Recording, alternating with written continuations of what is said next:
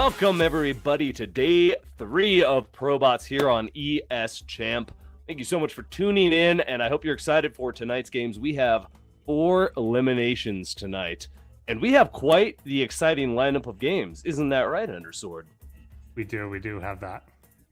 We They have will a be pretty very good. Exciting They're games. very tense. They're very dramatic. They decide things, What do they decide?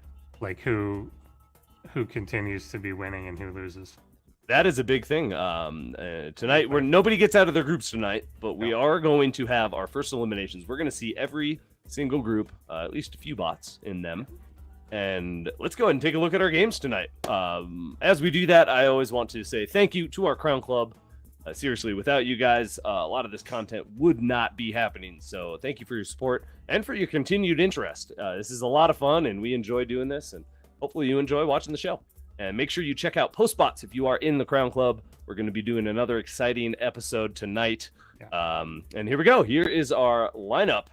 Phantom Bot versus Xena is going to be our first game. Xena, one of our new bots, and our only random bot this season, actually. Tyr opting to go for Terran. He was a random previously, but yeah, only one random bot this time around. Should be fun.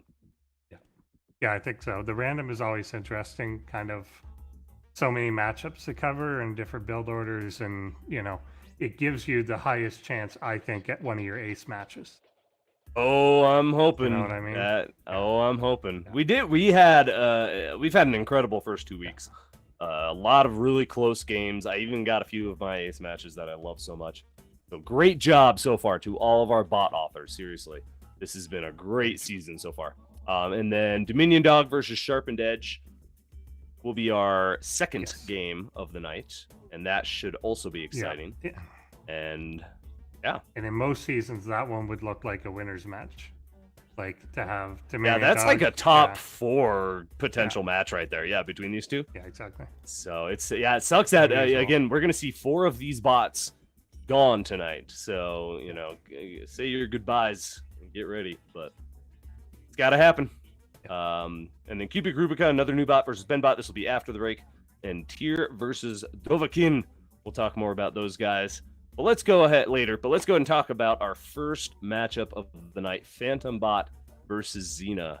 Again, random bots, always a bit of a challenge. We've talked about it before.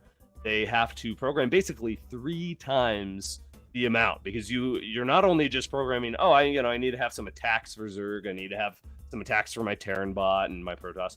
You also need to have defenses against all 3 races. So as Zerg, you gotta have defense against Zerg, Terran, Protoss. As Terran, you gotta have defense against all 3. So there's a lot of work that goes into having a random bot.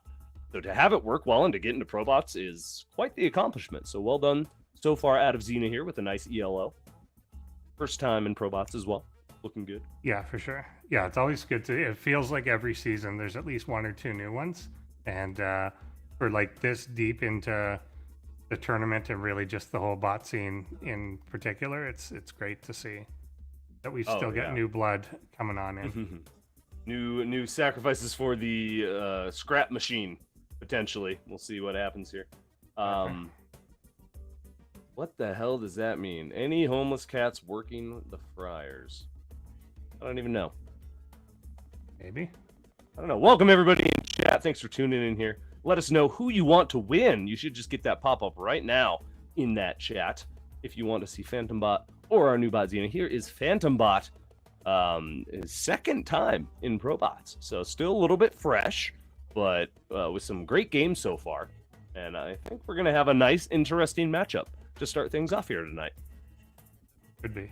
Yeah, not bad, not a bad crash rate. Hey, to go 50% win rate too, isn't that like amazing to be a pro if you've got a 50% win rate? Like, that's amazing. And they've explained before too that since they divide the ladder into halves, like a 50% win rate is better than it seems, because it's a 50% win rate against the better half of the bots. And exactly. So if it was against the open field, it would seem even crazier.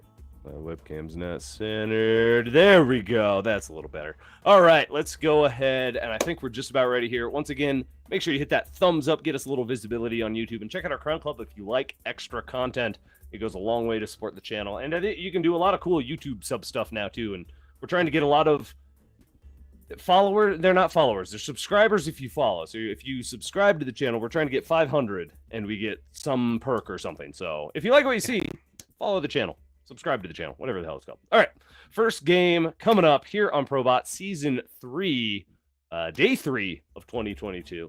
Let's go ahead and dive into it.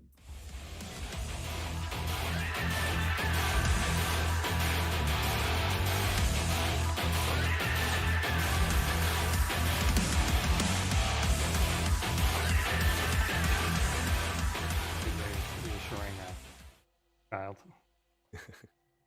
like, don't worry. The Phantom divorce is gonna go well. SCs. Something like that. Phantom bot. Oh, you muted. Whatever.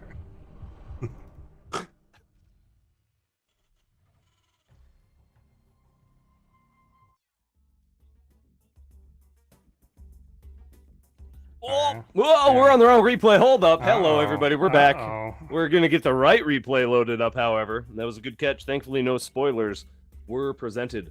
And if you like to stalk, go stalk Cam's Cream Cheese. He prefers stalkers over followers or subscribers. Just a little side note for anybody there. Yes. All right, we're going to get that game loaded up here. Thank you for your patience, everybody, as we get things rolling tonight. Yeah, no, this is, again, Day 3, and I'm so excited for these games. 4 of these bots will be getting knocked out. If you're just tuning in, make sure you stick around, and make sure you check out our extra content tomorrow night. We're going to have a fun episode of Post Bots. Do we have, I don't think we even have a guest lined up, do we? I don't know what we've got going on. It's a mystery. It's We'll have be a fun mystery. guest. It'll be a fun mystery guest. We'll play It'll some be games. tense. It'll be tense. Yeah. Yeah, so check it out. And check out as well, if you like poker and you're in our, if you're one of the bot authors, most likely, we're doing a little poker, a little fun free poker night. You know, it's just for fun, just a friendly game. Every now and then there's a community poker tab in their Discord, the AI Arena Discord. So make sure you go check that out. Maybe play some poker with us. We got a few open seats every week, or you know, every few couple weeks, whenever it's just kind of random whenever they play. So check it out. Come play with us. It's fun. I just played finally for the first time a couple days ago. I was unaware of this, but I'm a bit of a poker. Oh yeah, I figured you should come sit and have a little fun. Yeah, no, very friendly game, free buy-in. You know, we're just messing around, having a good time. All right, I think we have got our replay loaded up. Thank you all again for your patience, and again, yeah, check out AIarena.net. That is where all these bots come from. Every single one of them. They do their own tournaments as well as a continuous ladder running. You can go watch their Twitch stream. They have a YouTube stream. So there's always bot content to watch. It's awesome. Go check it out. But we're ready with our bot content right here on ProBots. Give it a second. How many seconds? Like 1 second or like 5 seconds? All right, here we go. Best of 3, Xena versus Phantom Bot. Straight into the game. Let's go. Boom. You have to retire too soon, Nick. Team Xenas. Xena.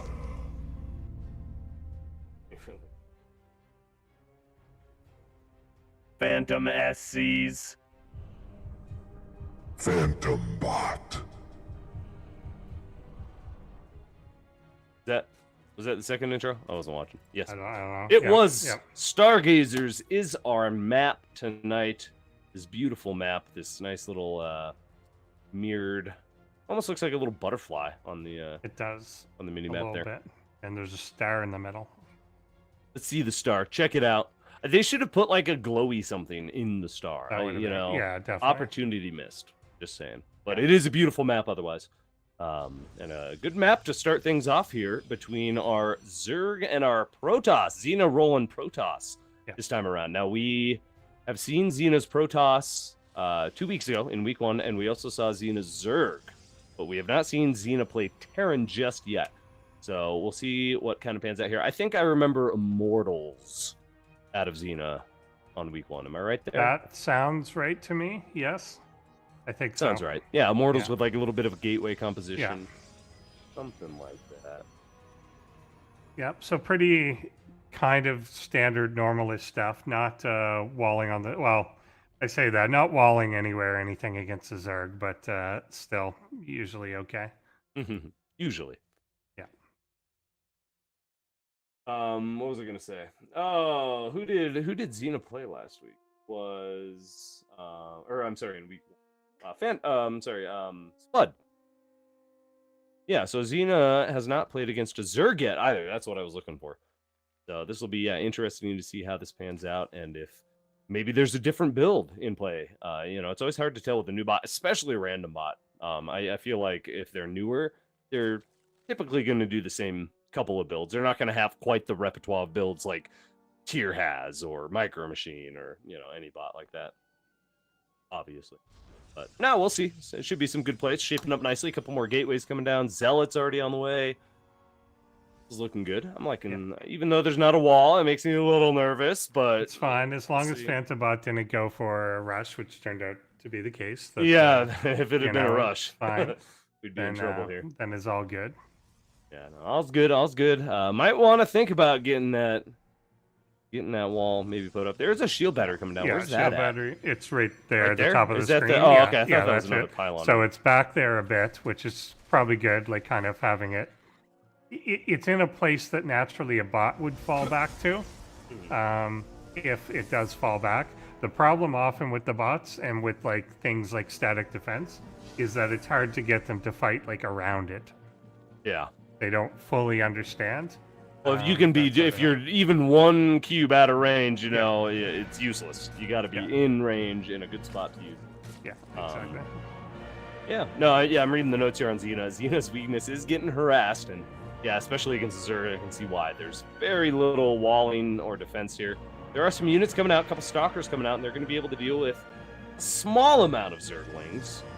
But we'll see more and more getting produced. There's 6, 8 more, something like that on the way. There's a decent amount here, but they're very hesitant, not engaging. Yeah, they don't want to go up a ramp in particular, so I think the positioning there is okay. And I think they were correct to assess that they can't win that fight. 2 Zealots out.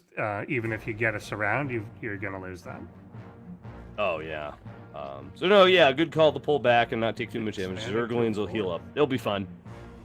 Wow, it's a good call, I think, with just kind of how not passive Xena's being.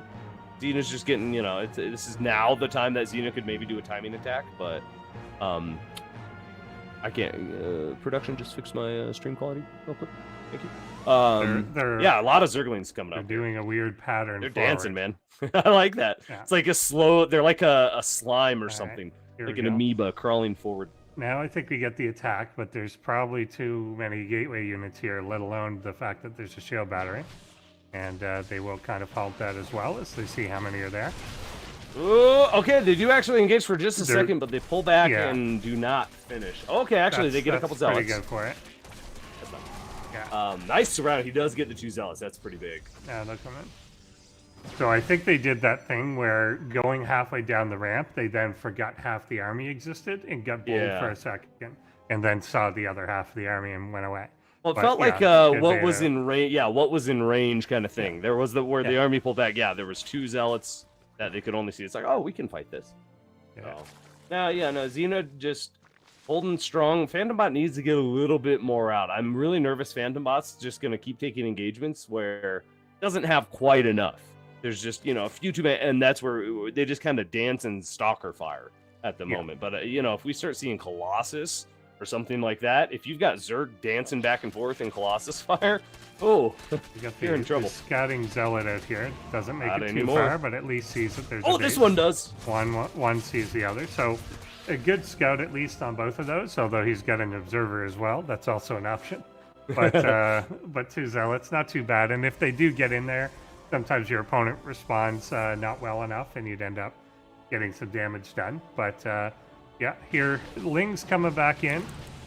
There's 2 sentries here as well. I want to see how those end up being used, if they're just kind of for Guardian Shield, or if there's any attempt to go for actual force fields. I would imagine that these are only really good for maybe one force field on a ramp, but if you've only got 2 sentries, they're only really good for Guardian Shield at this point in the game.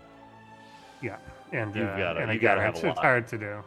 I wonder if that's the type of thing, like we talked on PostBots last week about the map analyzers and stuff. If they'd be better at working with the sentries. Oh yeah. Oh, actually, that's a good point. So they can really identify where to put force fields. Where there's a choke and what they're Oh yeah, that would sizes be and huge. things like that. See, and yeah, here, this is what I was scared about. There's going to be just enough Protoss that Zerg is afraid to engage fully, and we see Lings just going back and forth, not committing. Zerglings, when you commit, you just got to commit.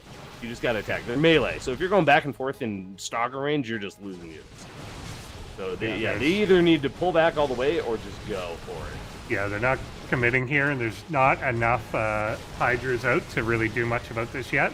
They're starting to clump up. There's 5 of them there, but they've kind of broken through that Ling wall that was supposed to help guard them. And yeah, looks like Zeta has overrun the location.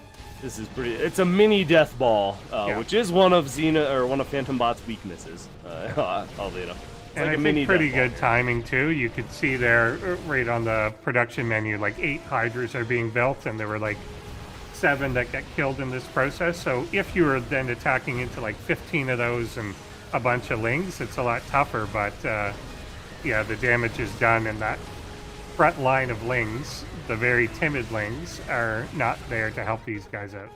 Yeah, no, this is, and again, it is one of Phantom Bot's weaknesses. It's just kind of that ranged unit composition. The Lings, yeah, they're just not doing anything. It almost would have been better just to attack and lose all those Zerglings, because they at least would have done damage. And I feel like Phantom Bot, if he had just kind of kept saying, it's kind of what Zerg does, right? You just kind of send wave and wave. They attack and do damage. Inevitably, they die, but your compounding damage is what ends up breaking the back of Protoss. In this case, though, Phantom Bot taking some nice engagements and just having a good composition to deal with that. Which, oddly, you would think Stalker's Immortal's not the best against Zerglings, but with how timid they were, it was actually the perfect composition. Yeah, very much so. All right, well, Xena gonna take game 1 here. He's looking strong, but yeah, again, since it's a random bot, we don't know exactly what we're gonna get next time. And Phantom Bot, I think, there was a lot of opportunity in that opening to just be very aggressive and could have taken. Oh, absolutely. You know, could have poked in on Xena. No wall, no real defense up until a fair bit later on. And they just flooded Zerglings at him, right? Yeah, and this is such an open map with like alternate pathways too, that you know, some backstabbing and stuff would have been pretty effective. Yeah. There's even a point in that as Xena was trying to go through that northern path, that a group of Lings could have picked off the joining Immortal. That was not on his own, but it was a Mortal and 1 Stalker that could have been picked off, but they didn't commit to it or anything. Yeah. Oh, having a little trouble with the ramp here. Yeah, we were talking last week. Check it out if you haven't yet. If you're in the Crown Club on PostBots, there's a really cool map analyzer tool that. Oh my God, my brain just stopped. What's his name? Oh my gosh. I like this forward base here, the BM base. BM as F. Oh my God, that is so BM. And is he gonna figure out the upper? I wonder if this is another map issue where there keeps being a zealot that runs into this back base and seems to get confused, and I don't know what's going on there. Is he ever gonna figure out how to go up this ramp? He'll get up there. He'll get up there eventually. Maybe. Anyway, no, I was saying it's Where's the he trying to go? I don't know.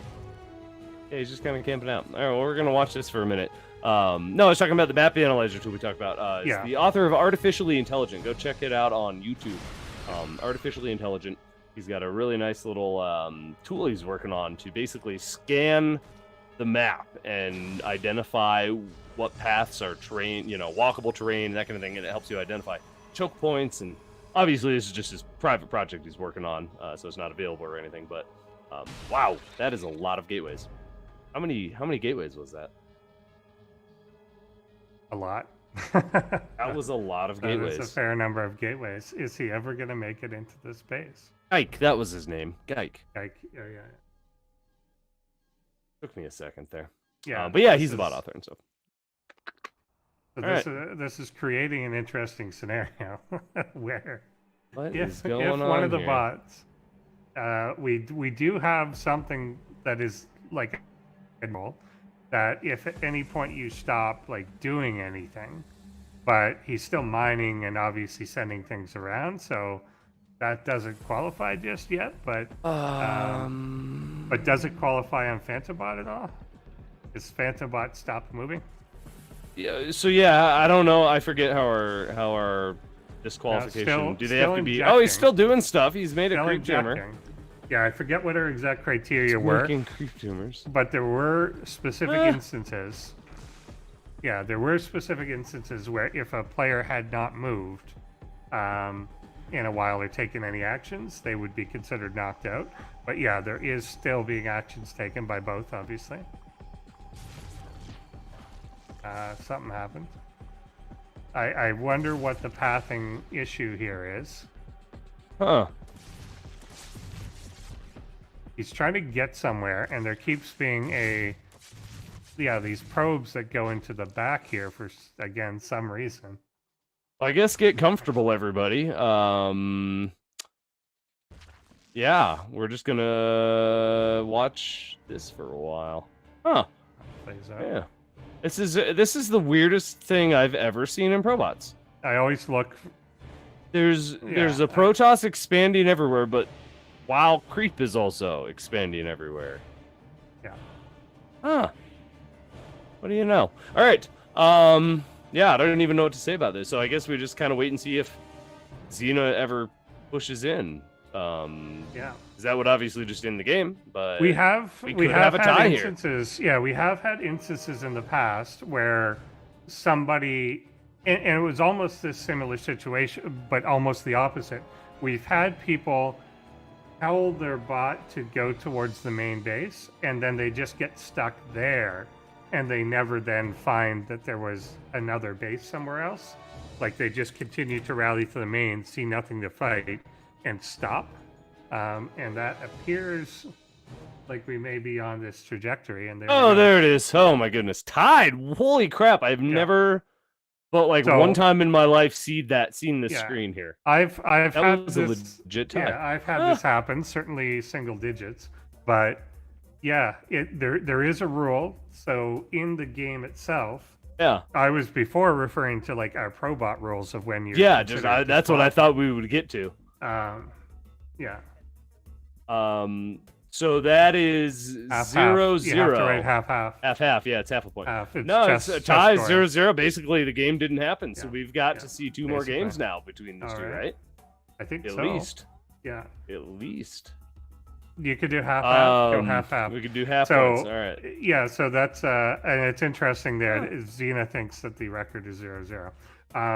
But yeah, in StarCraft itself, I think the I mean, criteria it kind are of is. if nobody has mined a resource. I forget if it's resource or Uh-huh. mineral. I think they say resource for some reason. Whatever. Yeah, it's just if any nobody's resource, mined a yeah. resource in 3 minutes, if nobody's built a unit in 3 minutes, Mhm. or killed a. I Killed forget if something, it's or unit done or damage or building. something. I think it can be. Got to be unit. It's unit. I don't know if it is unit. Because what if it's a base trade and you've only got one pylon left? And Because there's instances where you can infinitely be in that, like Broodlord versus Broodlord or Swarmhost versus Swarmhost. You I can see what you're infinitely saying. kill the units and never make any progress. because they would just always have stuff out. Yeah, I Yeah, see what you're but they saying. would always reset it.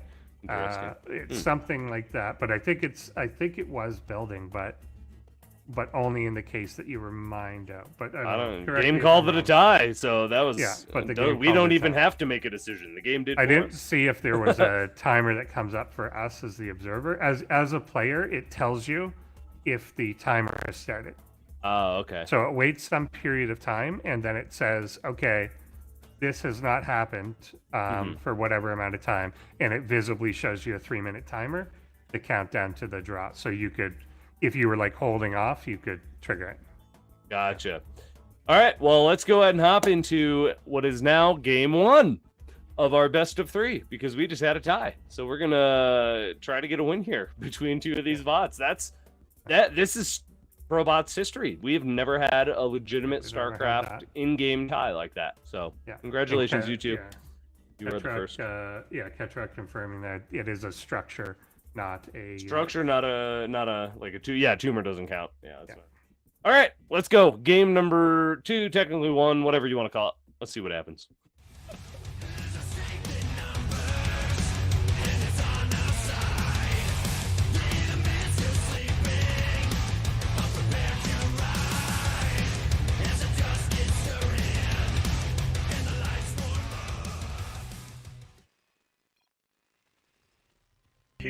Xenas.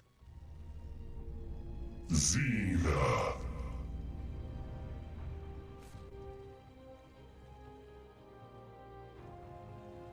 Phantom SCs.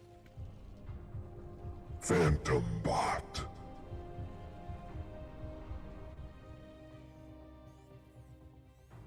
All right, here we are, everybody.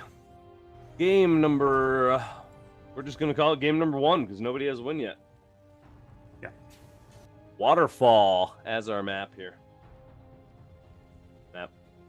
I do. This is probably my favorite new map of the pool. I think it's pretty cool. Yeah. I like that there's not a ton of airspace. I don't like the maps with big airspace behind stuff.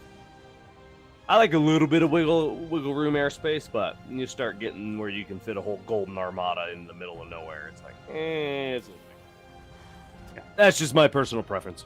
All right, Intersword, you got to tell me what's going on because I can't see shit. It's all Can't blurry. see it? Okay, I got can't see shit.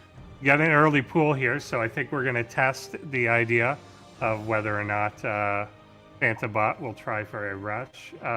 And we've got Xena as a Terran this time around. And Ooh. not walling off up front. Ooh, So that's there a is a big barracks. no-no. Yeah. Yeah. So nothing on the ramp there.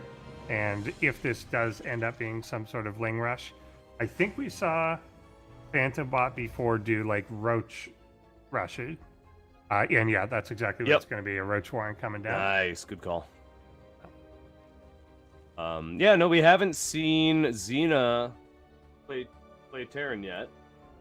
So this will be interesting to see. Yeah, I just have no idea what to expect because, yeah, we just haven't seen the Terran yet. Yeah, not having a wall is really huge. Again, that is one of Xena's weaknesses in the notes is just early aggression can sometimes wreck him. So I think this might really just kind of go to Phantom Bot. A one-base Roach attack against a non-walled early expand. Like, that's just recipe for death as a Terran, right? Yeah. Yeah, I mean, definitely. It's you can get overwhelmed so many different ways and very hard to come back from. At least, I don't know if it's intentional, but at least the way that the barracks and stuff are built there behind the mineral lines makes it so that you can create little pockets where it's hard to get at you, but it's still much easier to just kind of wall off. Yeah. All right.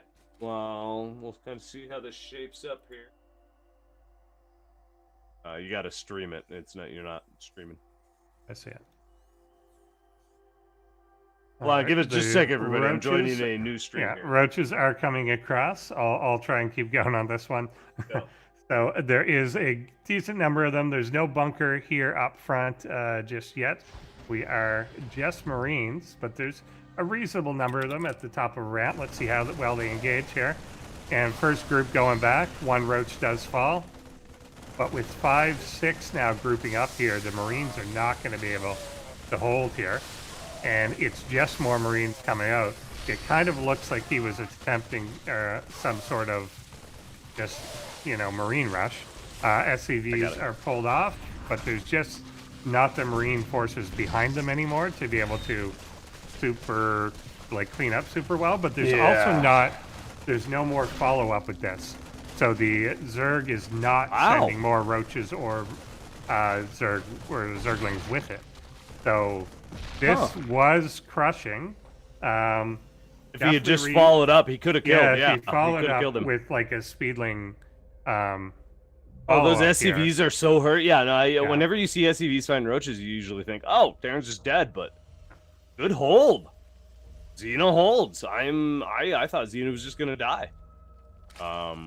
Yeah, definitely thought that was the breakthrough there. Ends up being even relatively trade. even here. Yeah. Yeah, and I think that was enough to break the back. Now the real thing is it enough to break the build order? Because this was clearly intended to be a very massed up Marine push, and now it's not going to be what it was. But he's rolling into engineering base, star base, and Phantom Bot on the other side, just of course expanding behind that, which may not be bad either, but I think it was obviously a missed opportunity to just win. Just to finish the game. Yeah, he definitely could have finished right there. I don't know. I like this at Xena still, as long as again you get kind of an even trade. with Medivacs, if I'm assuming Medivacs will be coming out, the starport just finished.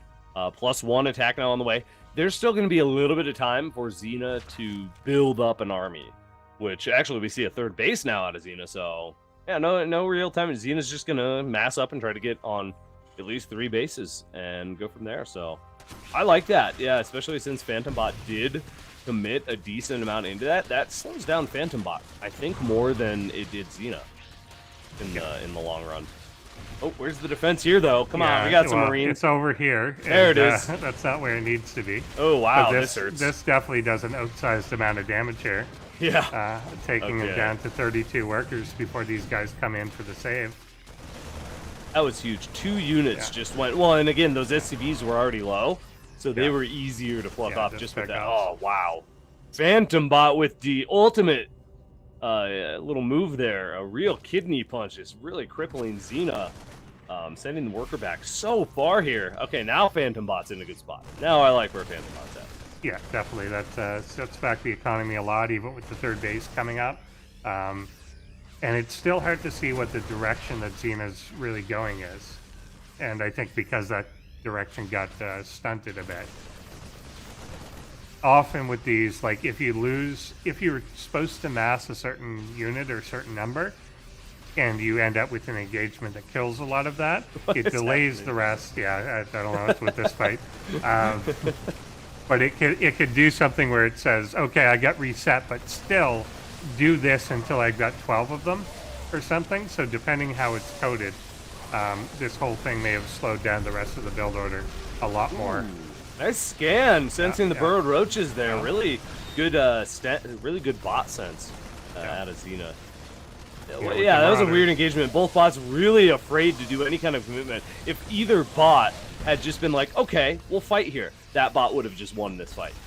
But both bots were so just back and forth and staying just out of each other's range. We're just getting random little pot shots kind of going off right now. This is an interesting matchup between these two. Yeah, it is certainly so far. I'm trying to get a sense of where they're headed. We've got an armory coming now for Xena, and she's adding on a second engineering base, so go in a couple different directions. That's good. Yeah, you don't have all your tools there. Those Zerglings just gotta commit, man. They need to be a little bit more suicidal. They just need to go and run and kill as much as they can and then die. Yeah, they need to be in the front. It's weird too because the rest of the army is not hesitating, like, to attack at range, and then the Lings are trying to run behind them. Yeah, like, they should know they always got to be the one in front. Yeah, the Zerglings having a lot of trouble in this matchup. Infestation Pit is now on the way though, so we're gonna get out of this kind of early game phase. And I think we're gonna see a lot more late game units. We'll see if Phantom Bot can do or handle that a lot better. Economically, this is looking really good for both bots. I think we're going to have a little bit of a drawn-out macro game here, just kind of with how... It's weird. They're being passive in the engagements, but they're both still going out and attacking and trying to instigate stuff. But then it's like a little slap fight, like a wet noodle slap fight between them. No one's committing. No one's really getting the upper hand necessarily. Yeah. What is it? You're just losing a few units here. Get out of here, Phantom Bot. Go get an army. Don't mess up. A lot of upgrades coming out, so this is going to be quite the clash of armies here whenever this does happen. Yeah, 2-2 now on the way for our Terran concussive shells even come down, so really bio-focused out of Xena, which I like. I think bio, especially in the hands of a bot, it's so mobile. You can do so much more. You can really get a lot done, I think. It's making me wonder what the armory was for, though, because we're not really seeing any sign of that yet. Like Hellbats, maybe? Yeah, maybe later on. It would make sense if... But it almost makes no sense this late in the game to do that. Like, usually if you do Hellbats, you do them early, because they're meant for the squishy Zerg stuff, but, yeah. Maybe there's a mech transition coming later down the road or something. The mech transition after 8 more barracks, 9 more barracks. Yeah, you never know. Could be the Thor transition. Yeah, we're getting, well, the double engineering bay at least makes some sense, and yeah, Xena's starting to look like, just super stable. The economies are now basically at their maximum, neither of them has had much of an army supply over 50 so far. I'm surprised that there are so many base at 5 base for Phantom Bot, and we're still at only like 140 something supply. Like, Yeah. we should be at Just 200 kinda supply throwing it by this away. point. Yeah. Well, And and yet- that's why. and- Yeah, it's yeah. been losing a lot of units, just tossing. Yeah, them and away let like the this. macros fine. But the one thing I'll give credit to is the Oh, yeah, macros too. staying good and just teching up behind it. So, like you said, there's an infestation pit, and we're now even getting to a greater spire. So, and then there come the first round of like corruptors out. So this could be, if it doesn't start to make some real headway, like could just be shut down pretty brutally, because it's still basically a tier 1 army, and it's about to face like a late game. Yeah, loses that composition a command little center bit. there. Yeah. Oh yeah, we're dumb. It was for 2/2 upgrades. Yeah, too. Yeah. Twilight Council for Protoss to get the 2/2. Yeah. Yeah. all that. Oh man, it's been so Yeah, I long was since I hoping for played a Terran. transition. I forgot. Yeah. Yeah, I was hoping for a transition, but there we go. No, this is all And, bio baby. 3/3 is being researched. This is going to be a really strong bioforce. Yeah, until we get the Broodlords out, Xena's going to be in a decent spot, but Phantom Bot has really started to take off in supply, and it's starting to look really scary. A lot of creep spread. More than half the map is covered at this point, just over. So Xena's got to make something happen, and make something happen fast before too many Broodlords get out. I thought I saw an infestation pit at one point too. Yeah, I think there was, but I just didn't see an infestation. Well, it's required as well, Yeah, probably just for right? the, To get the hive. So Yep. I just assumed we would see against Bio. Yeah, that you'd pull like it one out. infestor would just shut this down completely. I mean, this is already shutting it down.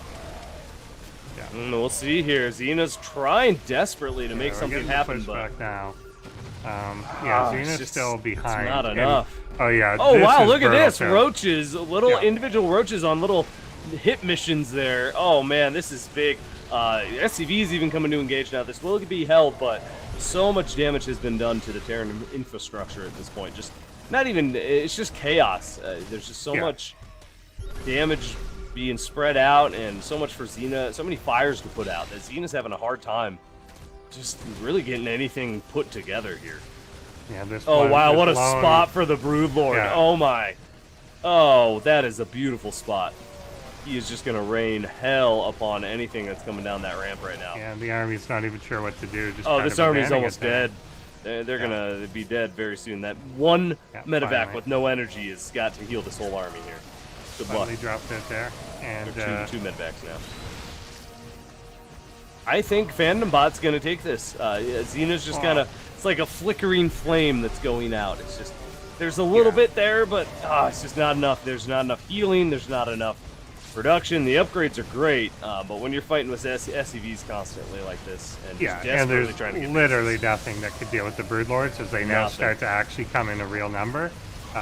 There's nothing you can do. Yeah, there's a couple Marines, but that will not be enough. They need to be under the Broodlords, all shooting up together. But they're just fighting for their lives at this moment. And yeah, I think Phantom Bot's got this game. Technically, game number 1 going to Phantom Bot. Is he gonna get too far ahead? Even this, I thought you could potentially zoom these. Oh, is he Marines gonna in. get any Broodlords here? Yeah, they are taking nah. a little damage. It kept Nah, looking it's like not he enough. might, but he doesn't have the ability to like target fire them, like to Yeah, it's sprint just for not it and enough. take them. It's just not gonna happen. So yeah. Good try, though. Nice play out of Xena. Again, very susceptible to that early aggression, but still held it pretty well. You know, even an early roach rush was held. So And Corruptors here will take out all the healing.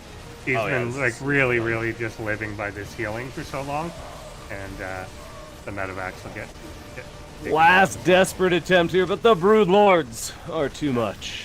out. Yeah, they are naked Oh, there wow. now, Is he but going to get one? it keeps feeling like he's about to, but they keep diverting to try and shoot at the birdlings, Yeah. and so they never actually get in. Oh, my God. So close. All right, well, yeah, this is pretty much it. Oh, okay, he's going to do one last little sprint forward here. Still can't quite get a Broodlord, though. No. It's Oh, funny, wait. the army supply is still even. He's gonna get that one. Oh, Will he get that no. one? They're There's Queen- all so low, Endersword. Oh, my Queen's God. there, but there's no transfuse. There we go. Okay, now they're Yeah, going to die. Okay, there. The final little pushback here, but again, Phantom Bot just owns the map, has a bank. Xena's on like their last breaths. I'm actually smart. Xena's actually cobbling something together. Are there mining bases on the top left for Xena? Yep. Okay, that one's mining. Oh wow, this one's mining on creep, because why not? Yeah. That one's no mining gas, on creep. No gas though in any of those bases. Well, you can't build gas when there's creep there, right? Yeah, but even the ones where it's not. Oh yeah. But you don't need gas for Marines in or so. Yeah. More Marines. No, there's And I no way think you Xena can- comes I back. think Holy you can crap! How build, did he supply box Phantom Bot? Well, What? he's maxed. It doesn't really. I mean, he's Yeah. 6 away from max, but he's basically maxed. Just the fact that he even got a supply block yeah. off at this point is just amazing to me. Yeah. Okay, now this will be the final stand here. Wow, what a great little pushback. Xena with like just a final burst of energy was somehow able to push back some brood lords and get a little bit of headway, but nah, it's just not. It's not going to be enough in the long run. Good attempt, though. Good attempt. Man, this was action-packed. And look at that creep spread. Oh, Phantom Bot is just taking over the whole map. Phantom Bot is looking really strong. Again, Phantom Bot's second season here in ProBots and already looking this strong. Just having a little bit of trouble with that early game Zergling control. But the late game is... Oh, man, this is scary. Yeah, this is crazy. I mean, for a game that by all rights should have been over in the first 3 minutes from the initial rush. And you build a gas on creep? Yeah, you can build a gas. Oh, you can build a gas. You can't build anything because they never get covered. Oh, that's true. The geyser doesn't. Yeah, you can always take it. I just assume it because the creep kind of gets all up on it, and you know how you can block a gas with a worker if you're in that tiny little spot? Yeah. I assumed it was something like that. But... Anyway, sorry. You were saying? Yeah, just that, it should have been, had Phantom Bot just kind of continued with a couple more roaches or like 8 lings, it probably would have ended the game right there. So really let Xenobot back into this, and then a lot of tenacity by Xenobot to do that, and a lot of hesitant. Phantom Bot shouldn't make lings. Yeah, just either they don't make work. them just attack and die, or just don't use them. Yeah, the other units seem to be controlled quite well. I mean, especially once we got to the burrowed roaches part, and they were roving around causing trouble. That seemed great, but just the lings are very tentative compared to the rest of the army. Yeah. No, an incredible series between these two. These two are very evenly matched, so this could absolutely go either way. Still, we've had 2 games, but we've only got a 1-0 score so far for Phantom Bot, so we've got potentially 2 more games between these two. Again, we've never had a tie in ProBots before, so congratulations on making some history there. We're going to get game 2 loaded up here and see if Xena can turn things around. I want to see Xena Zerg again. I think Xena will do better with Zerg. I don't know. It just feels, especially if there's going to be some early aggression, Zerg can deal with early aggression, I think, a little bit better. They're just kind of adapted. You crank out a few Zerglings, get a couple queens. They're very good early game, I feel like, against like little pushes and that kind of stuff. Yeah. I don't know. We'll see what happens here. We'll see what happens. Thank you, everybody, for being here. Again, day 3 of ProBots. This is our first series. If you're just tuning in and joining us, we've had a great series so far. This is going to be our first elimination tonight as well. We've got 4 bots going into the scrap pile tonight. Always sad, but it's got to happen. And 4 bots will move up into the upper bracket of their groups, and will await their opponent. Or no, not the upper bracket. Basically, they're going to await the upper bracket winner. Next week, we'll be diving into that, and we'll have our first bots being put into the round of 8 next week. So make sure you follow the channel, subscribe, check out the forum, whatever you got to do to make sure you get here on time and check this out. Exactly. But let's go ahead and dive into our 3rd game, technically, but game 2 here in this series, since we're only 1-0. Very crazy series so far. Like, I would say, given the actual tie and then this game, definitely the closest, 2 games in a row. Yeah, this is incredibly evenly matched here. Yeah. So let's go ahead and see what happens. Phantom Bot versus Xena, who will get game 2 under their belt.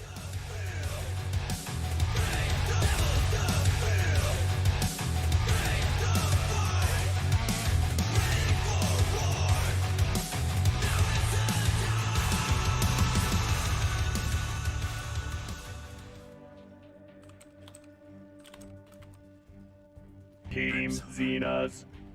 It's so close. Xena. My intro, bro. Phantom SCs.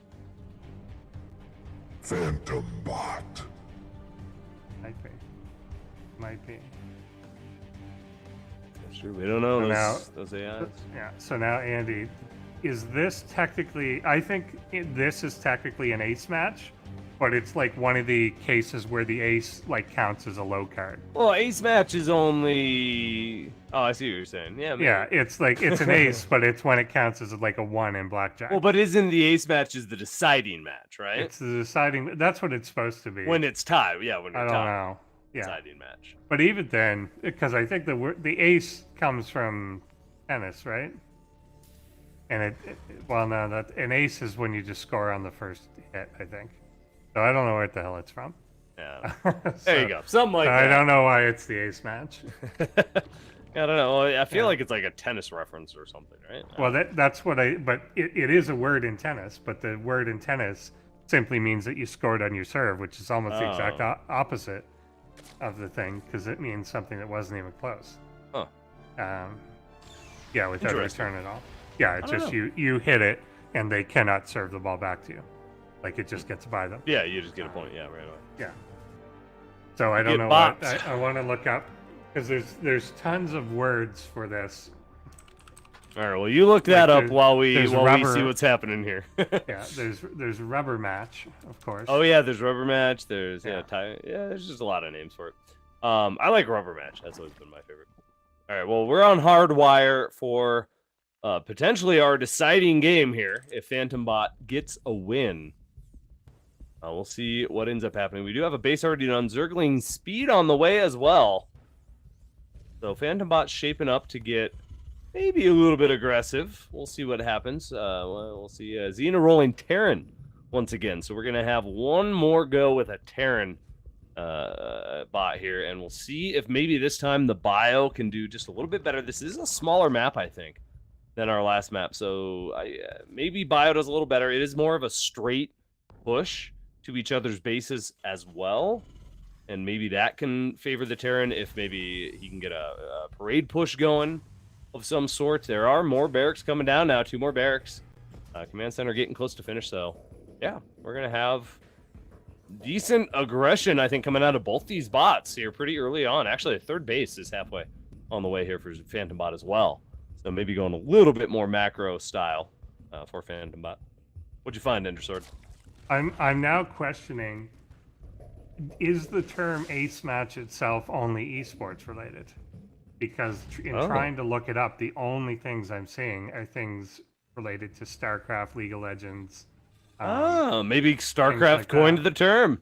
Yeah, is there any chance StarCraft that it's is an only- innovator in esports, Endersword. Yeah. It was. There's a few things like that are kind of like people have picked up, but they're gaming related originally. Like us saying like Code S or like S tier Yeah. and stuff like that is obviously gaming related, but I've seen it now used in like real like motorsports and stuff like that. Huh, interesting. But I think it started from like video game racing. People or don't something. even realize Yeah. how much esports affects their lives, even if they're not involved. True. Taking over the world, No, I man. don't know. Maybe somebody in chat can find the real origin, but it's funny. Like from Googling it, only time I'm seeing it is in reference to like esports articles. Interesting. All right, well, we've got Zerglings making their way across the rapid. Oh, Roach you Warren know halfway what? down. What? The ace match in Pro League is the deciding match played by your chosen team's ace. Oh, that's where it comes from. Yeah, I think Is you're that right. what Oh, it's from? Zerglings, get out of here. Yeah, Oh, I think you're right. I think that is okay. They get out. One Zergling yeah. dies. So it might Um, literally be that. The ace match because your ace comes out. Yeah. Yeah. I think you're right. That sounds right. Anyway. Because you did the prearranged format of Oh, this guy. where you plays going, this guy. Marine? Nowhere. You're dead. All right. Well, we're gonna have a nice little bioforce here with Stim getting close to finished up. Do we have medvacs on the way yet? I can't see. It's all blurry. Mhm. Literally. We, can't. No, we starport. do There's not. starport We have halfway done. starport, but yeah, no medevacs yet. I like this. This time we're going to get to see more of what was kind of probably originally intended by Xena, without as much interruption. Yeah, this is looking a little bit better. Well, we didn't have that early roach attack Yeah, that we had last game. Yeah, we've got a lot more bases. A 4th base now for Xenobot, or for I'm sorry, for Phantom Bot. Yeah. So Phantom is being a lot more economical this time. And now which this push it could be seems good. timed with the completion of the stem, which will be coming shortly. So Well, this engagement's going to go okay because we know the Zerglings aren't going to engage, so they're almost dead weight. Yeah. As long as he can pick off the Roaches and the Ravagers. Wow, look at that wave of red clicks. Yeah, it's like that's pretty circling. It's like trying to make the concave. corral the Zerglings in. That's amazing. Look at that. Well, I want to take another look at that. Kind of put himself in like a surround, but it's going to be fine because he's. Ooh, hesitant I on like both how sides. he only stimmed half the army as well. That's crazy. That's really nice because you're going to be able to get a lot more longevity out of this attack if you're not stimming your whole bio force. Okay, another stim out of the other half. Oh no, out of the whole army this time. I guess deciding this is a good time to engage. Medvacs are coming across now, so they'll be able to start healing that. Oh, I don't know. This is going to get scrappy, Undersword. We're going to have a lot of dead something here. The getting patterns low. on this are super I cool. love it. It's like little waves of Yeah. red. That's so cool. It's like zoning force fields. Yeah, and like 4 at a time. Like Wow, that's incredible. It almost looks like a WoW raid or something. Yeah, well, you can Like, you really can't feel what stand the in the bot's red. doing. Yeah. You can almost see the bot's thoughts with that. Like, oh, I need to now zone out this area. Oh, now I gotta But make here- sure this zone's controlled. But now he's surrounded. And, yeah. If he was more decisive, no. that would have happened way earlier, but it finally did. As he got just too far. Miscalculated. It's. Huh. I That don't was know if really that's. cool. I want to give Phantom Bot credit for like doing that on purpose, but I don't think it was at all. And in reality, if he was less tentative, it would have happened earlier. But that worked out really well. Huh. Yeah, no, yeah, in the end, that just, there just wasn't enough healing there. Yeah. A lot of stims going down, and yeah, just ultimately Xena worked herself into a spot where just surrounded. She's got 360 surrounded by Zerg. Oh, that's a Terran's worst nightmare. If you're a Marine in a trench and you just get surrounded by Zerg, you're like, I always think of that guy whenever I watch Terrans just getting slaughtered, the one in the trench in the original Brood War cinematic or StarCraft. Yeah, I think it's cinematic where it's just listening to his music. It's just accepted his fate, man. Yeah. He's surrounded. 360 surround. You're not getting out of that. All right, well, Phantombot's going to keep putting on a little bit of pressure here and is up on supply, just on workers. Army supply actually goes to Xena for the moment, but Xena's just having a hard time staying together in one cohesive unit right now. Like the medevacs where'd the medevacs go? There was a couple out, but now they're just off doing something. They're there. They're just kind of flying around over there. Need to see a group up. Oh, I see. Because Xena's trying to cover the third base as well. So we're seeing a little bit of a spread. Okay. Well, let's see if Phantom Bot can get something done. We see more Zerg units streaming across. This could be a perfect time for Xena, yeah, just to commit and go and just counterattack. If he can kill a lot of these units, then there's going to be a big potential for a counterattack. Yeah, there we go. Xena, this is your moment. Go get some damage done. You've got the army supply lead. Good upgrades. +1 armor just finishing with that +1 attack done, +2 attack on the way. This is actually a really good spot for Terran to push and do some damage, I think. See. Yeah, making progress. He's not yet been able to like really get to bases enough to like actually take something out, but it feels like this one's going to be a bit harder to stop. Yeah, there's more medevacs here for support, so as long as the healing... see, they're really low on energy, though, because, again, a lot of stims have been thrown down. There's constant stimming. And that could be a problem for Xena in the end, but we'll see here as Xena gets right up to the edge of the creep. Oh, no, are we going to have another big surround, though? Oh, I'm scared, Undersword. This is another, actually, big part of it. You mentioned the creep. There isn't creep spread this what's going time, on? and I felt in the previous game there wasn't there? Yeah, there was absolutely so much creep spread. I wonder what has happened in this game where there's just, now there's none. That is interesting. Must be maybe a map dependent bug or something. Yeah, some little bug that just doesn't happen or doesn't spread creep. Yeah, Xena just coming in here a little too adventurous and stimming way too much. Not enough support. Does get cleaned up because, again, there's just Zerg units popping out on every side. We talked, I think, about this last week. I love this. We talked about this last week, I think, about the angle of attack, too. And I said there's a lot of... Yeah, I know. I like this. Trapped in his little pen here. That's funny. There's that the army just kind of tends to make a beeline for the natural. Yeah. When that's not always appropriate. And I think that's kind of what we just saw, where a swing to any of the side bases would have not led to that surround on all sides. Oh, SCV's twice. coming off the lines. Holy Yeah. crap. Every SCV feels like just got pulled. Now, this will be held, but a lot of damage is going to get done again.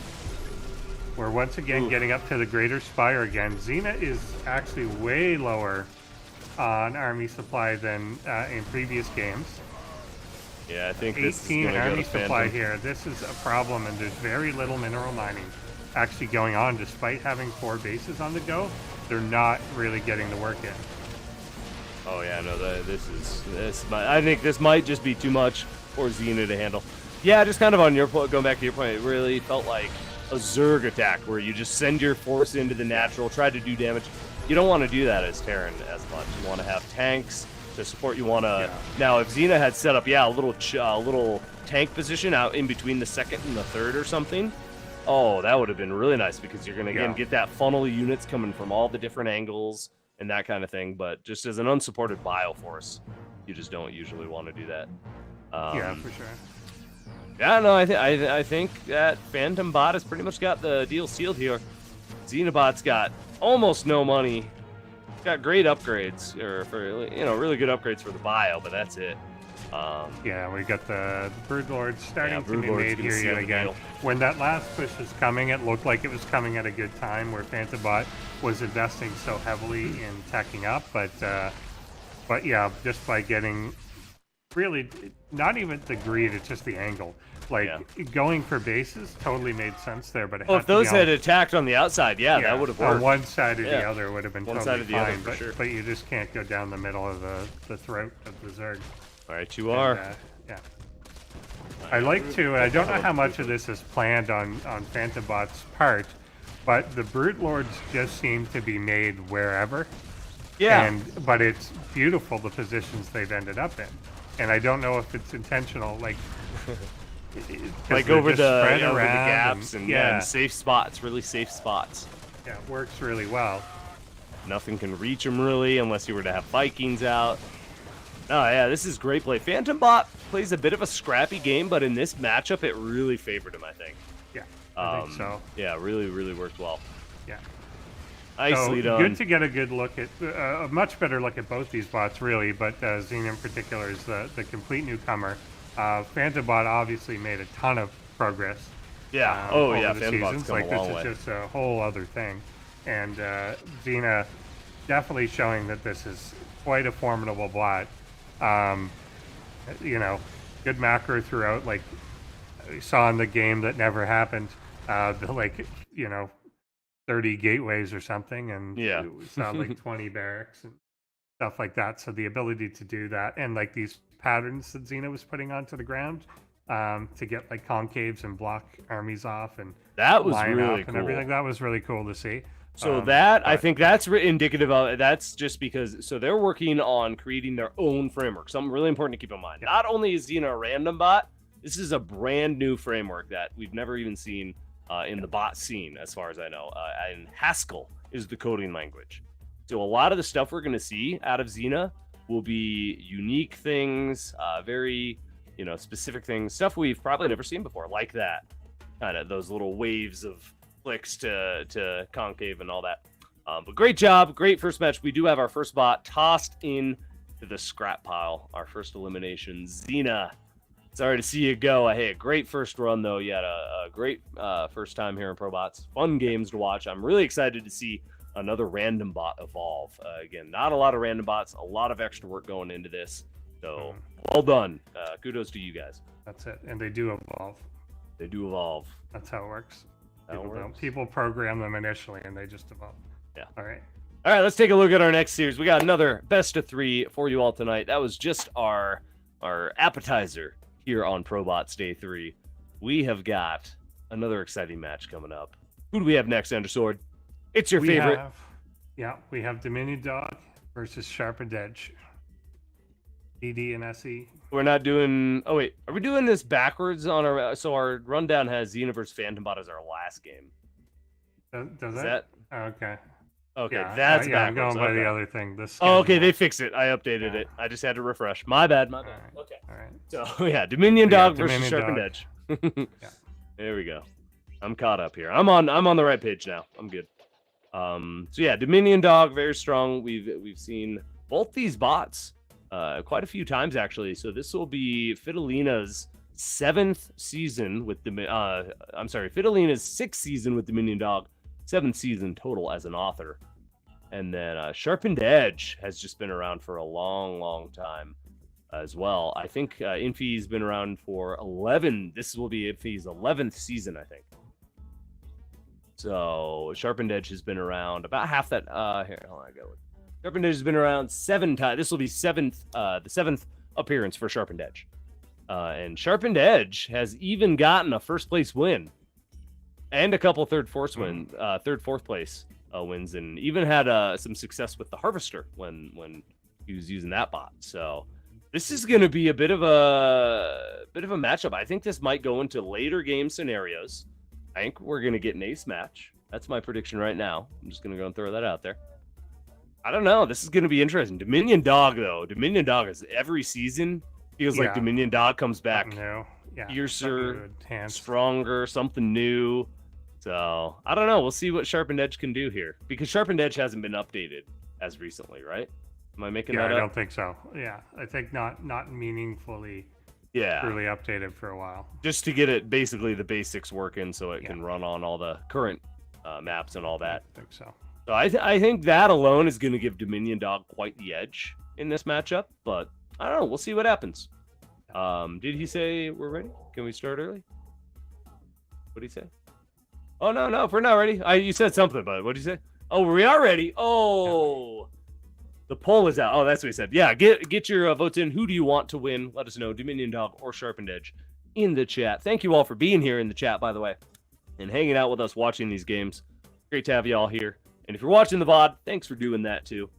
Hopefully a fun time to enjoy all this. And make sure you check out PostBots. Tomorrow night, we'll be doing that live for our Crown Club. But yeah, if we're ready, screw the last minute timer. Let's go ahead and dive into this. I am ready for Dominion Dog and Sharpened Edge here on ProBots. Let's go.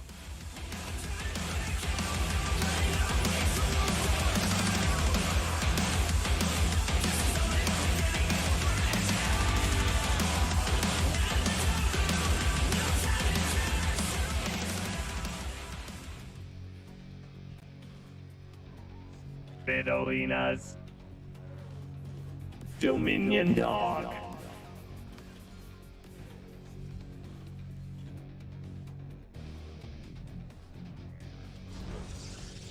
Infi's Sharpened Edge. Alrighty. So something, not a lot of people know is Dominion Dog is actually, it's like a sneaky team. We've got a couple team authors working on the bots. Fidelina takes all the credit for Dominion Dog, but from what I can recall, there's somebody else helping. A little underdog action helping out. So, no, shout out to both them creating such a good bot here and working together. I'm always impressed when people can work together on stuff like this. Yeah, exactly. It's kind of got to be single-threaded. I watched a YouTube video recently. It was about four people that made a game without communicating directly with each other. Like the rules where they couldn't talk to each other, explain what each other was trying to do. One person had to just do something, and the other person had to like pick it up and try and figure out like what graphics to make for that, or what sort of like other thing to do, and then they cobbled together a game. Interesting idea. I like that. Well, you get a little bit of everyone's ideas that way. So no, there definitely is something to be said about working as a team on this as well. Yeah, while it may be difficult, you're going to get a lot more look at it, and it's the same reason pros work together as teams and practice together and all that. You're just going to learn more when you're bouncing ideas off each other, and everyone has different experiences with the game. So no, it's good to see. Good to see that people are working together to create and keep this game alive, and especially the bot scene, making it so cool. Good job. Shout out to all you. All right, so what do we got going on here? Dominion Dog is going for a 1 base factory build with a supply depot wall off. So finally we're getting some walls. That looks good. That's interesting. With concussive shell as well. Now I like that. I think this is going to be really good against Sharpened Edge, because Sharpened Edge, actually Sharpened Edge getting a second base, but Sharpened Edge is going for that robo base play. So maybe we see a little bit of a timing here where the bio can get something done, because there's only 1 gateway at the moment. So this is pretty greedy out of Sharpened Edge to go 1 gateway robo expand, right? Yeah, it is indeed, and especially running into what he's running into, which is going to be the Marauder with concussive shell and Cyclone. Boy. Yeah, the Cyclone's going to be the interesting part of this, and he's then getting a Twilight on top of that as well. So is he going to have enough to do anything? Because like what he's going to have is about right. He's going to okay, never mind. I was going to say he's going to have Immortals out. So, nope. So maybe that's not the case. That he. Well, what's better against Cyclones, Immortals or Colossus? Well, maybe Colossus against Cyclones. Because of the range. I was more worried about these 4 Marauders. They're good against both. Yeah. Well, I'd say the Marauders are better at sniping Colossus. Yeah, they're better at the Colossus. The Immortals would be better at shooting them down. Yeah. The Immortals wouldn't necessarily. I mean, if they catch a shot on a Cyclone, it's good, but the Psycho guide them back, etc.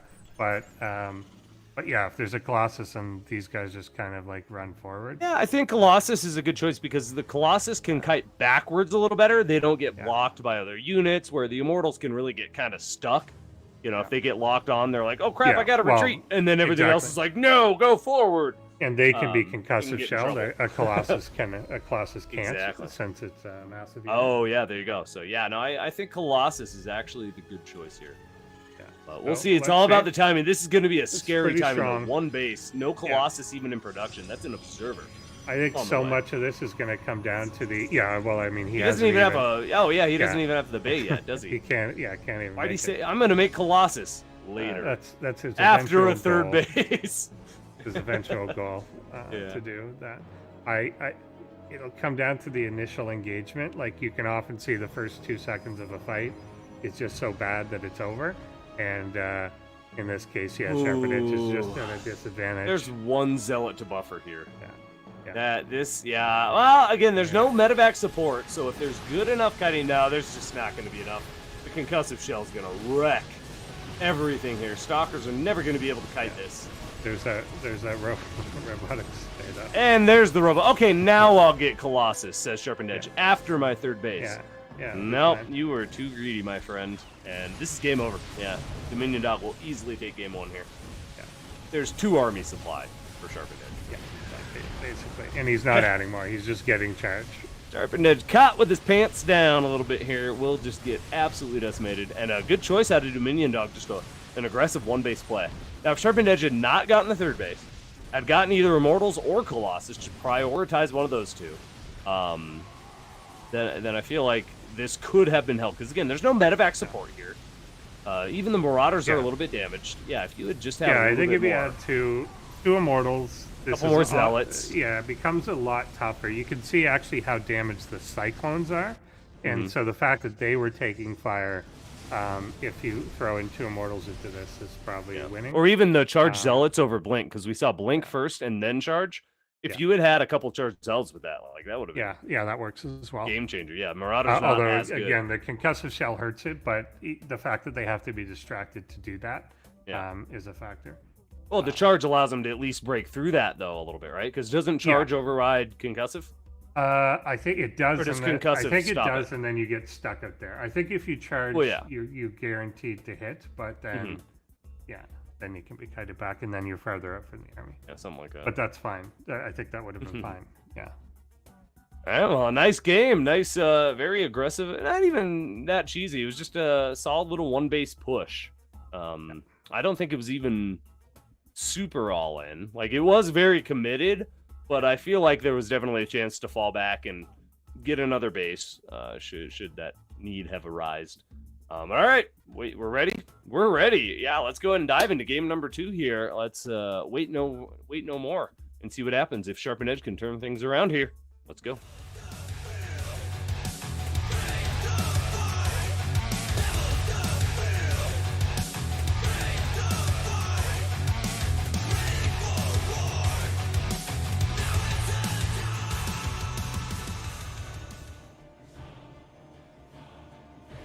Dolinas. Dominion Dog.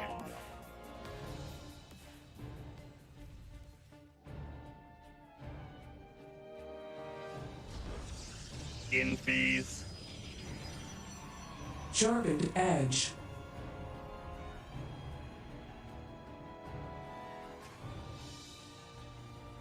Okay. Serious injury. That is very true. Be careful with sharpened edges. Yes, sir. Apparently today is National Take a Hike Day, and I find that very odd phrasing. Like it could just be I'm just going to Sounds tell people to go take a aggressive. hike. You know, it's aggressive. Why not National Hiking Day? It's funny that a lot of insults from like, I want to say the 60s, just advised recreation. Yeah, take a hike. But I feel we do that today. Yeah, take a hike, go fly a kite. That's that sort of thing. But now we just say like go touch grass Yeah. or something. Like everything, we just want people that we don't like to be in parks. Yeah. That's largely it. We know how horrible those places Yeah. are. Nature. Ew. Yeah. Gross. All right, here we go. We are on Inside and Out for what could be Sharpened Edge's last game. We'll see if he can turn things around here and bring us to an ace match. But again, one of these bots will be tossed into that scrap pile with Xena. So we'll see. Need a reveal. So Phantom Bot then. So Phantom Bot's going to go up against either. Where'd my bracket go? Was Eris in that first group?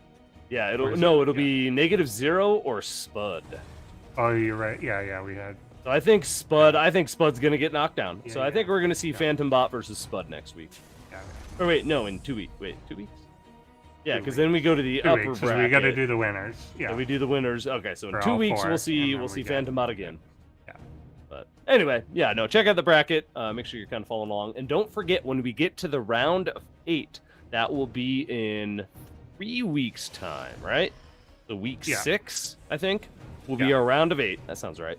We're going to be doing our fantasy bracket. You can make some predictions with us. It's always a lot of fun. Again, once we get up to that normal tournament style here, we got to get through our groups first, though. And so far, they're shaping up nicely. Our groups are very good this year. Yeah, they this are season. quite good. There's not. There's lot of like fierce no competition. easy outs. Yeah. Yeah, absolutely. No easy outs whatsoever. Yeah, all right, we'll see what happens here. Sharpened Edge getting another base. Base is actually already done. Shield batteries coming up and being finished here. And it looks like Dominion Dog is going to do yet another 1 base concussive shell. Yeah. I would imagine cyclone not- timing. Yeah, probably is. Yeah, based on this, I'm not sure I like the shield battery at the top of the ramp when you've expanded fairly early, because that's where your stuff is. Yeah, you want them But on the lower ramp, I yeah. guess. The Stargate is interesting this time. Obviously, the Marauders can't shoot them. The Cyclones, however, kind of designed to.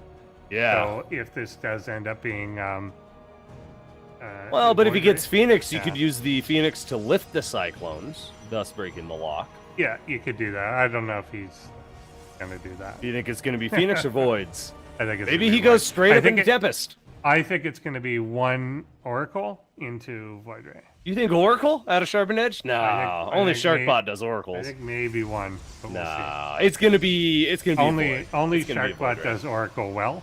But That's true. He's not the only one that does what's, it. Oh, what's you're that? right. What's that? I'm sorry I doubted you, Endersword. I beg your forgiveness. Yeah, You are right as always. I feel like everyone has tried to make one, and Just then one. You they, just gotta then they try. transition. But yeah, it's also I don't know how tight they're. I know, like in a real game, usually by the time you make your Stargate, you can't afford a Void Ray right Oh. away, so people will make an Oracle anyway. If he puts a stasis and catches the That would Cyclones, be sick. that would be sick. He's not going to do that though, probably. Yeah, There's sentry no way he's there. going to do a defensive. Is he going to spot Okay, this nah, army he's at just- all? Though he will He's spot the gonna- army. Well, gonna go the army right will over. spot him. Yeah.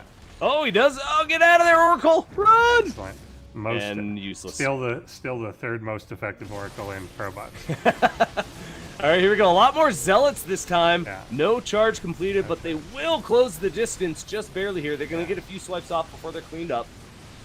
Yeah, this might just be a quick game number 2 here. 10 army supply to 37. Yeah, there just is no kiting potential with that concussive shell. Stalkers can't do anything here. Zealots with no charge, not gonna cut it. There's my Void Ray. I knew a there's Void Ray one. was gonna happen, but it was just a little. If he had just gone straight Void Ray charge, he would have held this Ender Sword. Yeah, I think so as well. Sharpened Edge is greedy these days. Oh, did he trap? If he trapped he got the Cyclone, Cyclone! then this is helpful. Get it! Get him. All right. Boom! So- Not often to see probes kill a Cyclone. Well, if he gets the second one. That's probably ProBots history too. Nah, this is Yeah. done. But You only get somehow one the good Void- try. Yeah, if somehow the Void Ray snipes the one Cyclone, which it could do, Oh, if you get in range and turn a beam on, they melt. But it's Come a on, matter Void. of Where doing is the that. Void? Yeah, There it you is. See, there it is. See, they die. He's gonna hold this for at least the time being. Okay. Okay. Well, you keep that third base alive. That's huge. Oh, Because if that third base lost stays alive, then this is still doable. He lost power to this stuff Yeah, too, workers which pretty is even. the biggest problem. That's fine. He needs workers anyway. Well, true, but he needs a Void Ray more. He does need a Void Ray more. You're right. Oh, the base is gonna fall. Yeah, No. Yeah, it's done. he needs that power back more than Nice anything else. lift out of the Phoenix. There is gonna delay that Marauder from doing something. Oh, This is gonna be ultimately gonna be game for Dominion Dog, I think. Sharpened Edge is gonna try to fight back. He is gonna hold with the Void Ray. One base though, we're gonna try to repower the Stargate. Maybe if you can get a second Void Ray, maybe. well, that's what I'm thinking. If There's he some had counter a potential. second, which he would have it by now, yeah, there'd be potential to resecure, push, Maybe. do something. Oh god, he but, didn't even power the Stargate with that pylon. Yeah, Yeah, this is it. That's it. There were two there. Oh. The first one he lost was only powering the Stargate, and he rebuilt the one that was originally there. So it didn't. So he doesn't get it back. Alright, well, In the that meantime, is, too, yeah. He's also spent, of course, the resources on that Void Ray the entire time. So he's just going to carry on like nothing happened and make a Twilight. No counter pressure. Yeah. Another base coming down. Yeah, no, this is in the end. This will go to Dominion Dog. There's just no way to hold it. The next attack that comes across. But hey, a good attempt there. Yeah, had he not done Oracle, had he just gone straight Void Ray, instead of a third base got in charge, this is Sharpened Edge's game, as far as I'm concerned. Quite true. But again, that's not as many updates for Sharpened Edge these days. That's definitely going to give Dominion Dog a big advantage. But hey, it's great to see Sharpened Edge still making it into ProBots even after all this time, and even after not getting as many updates. We'll see what happens in the future. We'll see Sharpened Edge again, I have no doubt. But for tonight, Sharpened Edge is going in the scrap pile. Dominion Dog will be moving on and awaiting their opponent, which will be either Micro Machine or Kaninana. So either a Terran or a Zerg will be their next opponent. But all right, we've already got two bots in the scrap pile tonight, Endersword. Things are flying by tonight, and we've had our first tie. We're making history here tonight. that is history. That was really cool to see that play out. I want to know what happened there. We'll look into more what was going on that caused that to happen. Tomorrow night, we'll take a look at the replay in depth. We'll see exactly what caused all that. Join us if you're in the Crown Club tomorrow night. We'll be doing post bots live in the Discord. If not, you'll get the VOD later down the road. Oh, I do have a couple notes before we go on our break here, real quick, everybody. There is a new video. Go check it out on our videos page here on this channel, ESGen ProBots, where KON does a bot clinic, a really good one, and he breaks down tiers, Terran versus Protoss. So tier playing Terran this time around, and he gives a really good in-depth analysis on how tier does how he gives the bots the 3 racks, is what my notes say. Giving them the 3 racks there. Sounds dirty, but go check it out. It's our bot clinic. You can submit replays to Carewin if you are in the Crown Club. So make sure you check that out. Check out our failbots as well. There's a new failbots video up there for your entertainment. Go watch it on the break here if you need a little something to watch. We're going to be back though in 5 minutes with more games. We've got 2 more best of 3s tonight, 2 more eliminations. That means 2 more bots going in the scrap pile, Undersword. Yes. Sad to see, but sad day. Gotta happen. Working closer to that round of 8. So yeah, check out the forum, check out our Crown Club, check out all the YouTube stuff. Get everybody, follow, subscribe, whatever it is to get us to that 500 mark so we get something. We get like emotes or something. I don't know how YouTube works. I don't know what it gives. I am horrible. If it comes to social media, I just do not know. That includes YouTube. All right. So we're going to go to a quick little break here. Thank you all for tuning in to day 3 of ProBots Season 3 here on ES Champ ProBots. It's great to have you with us, and we'll be right back after this quick word from our sponsors. Haha, just kidding, we don't have any. Go. We're ready, and we're back with more games here on ES Champ ProBots. Thank you, everybody, for being here with us tonight. Ender Sword, we've got 2 more best. Oh, what happened? There I am. Okay, we're good. Thought I did something. Usually it's me that breaks my camera. So, all right, let's go ahead and take a look at our next games coming up here. We've already had our first 2 bots tossed into the scrap pile. Our first eliminations. Big shout out, seriously, to our authors so far. Even the ones who have gotten eliminated. We have seen some incredible bots. Yeah, Xena being created from scratch and getting into ProBots and doing so well. Yes, is pretty cool to see. But Sharpened Edge, I have no doubt we'll see Sharpened Edge once again as well. So good job, Infi, getting back in here. Always good to see Sharpened Edge, and hopefully we'll see you next season. Let's go ahead and take a look at Benbot versus Cubic Rubica. We have another new bot. And this one, I'm trying to remember, it's Protoss bot, right? In Python, yes, created by Darkness.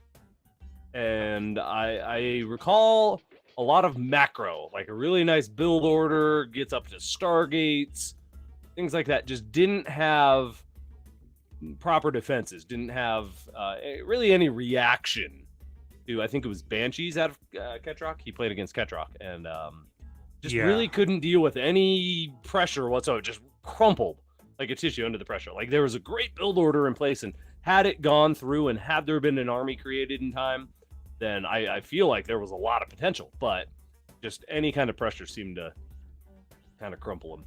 Yeah, I don't know. We'll see what happens here. Yeah. Threw him off, yeah. Well, he's going up against Benbot. I have hopes. Other Terran. Yeah. Makes me, I don't know, against Benbot. Benbot's pretty strong. Benbot's pretty good. Will potentially pressure you very early on with that bunker rush. I could see that being a problem, but but then sometimes he doesn't do that. So, see?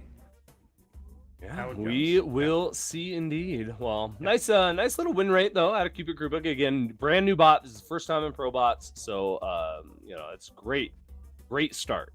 So definitely keep working on your bot here. Here's Benbot. Nope. Oh, there he is. Yep, there he is. Benbot. This is Benbot's. Oh gosh, what season is this? Benbot like 7. Yeah, no, this is Benbot's 7th season. And yeah, did get a 3rd place win in 2020, season 3.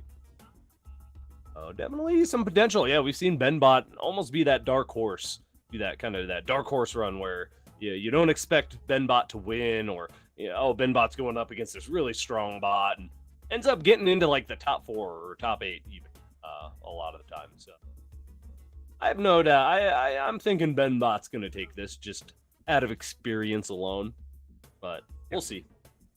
We'll see what happens. Always a bit of a wild card when you have a new bot. You just never know quite what to expect. So let's go ahead and get things rolling here. Thank you, everybody, once again for tuning in to day 3 of ProBots Season 3 here, our final season of the year. It's going to be great finals, so make sure you follow the forum and everything to know when that is happening, because we're going to have our humans versus bots coming up. We'll talk more about that as the season progresses. But yeah, just make sure you stay up to date with everything that's going on here. Always fun stuff. We'll have a community game night in a few weeks as well. We're just always doing fun stuff. So yeah, check it out. Anyway, game number 1 is ready in this best of 3. Cubic Rubica versus Benbot. Let's go.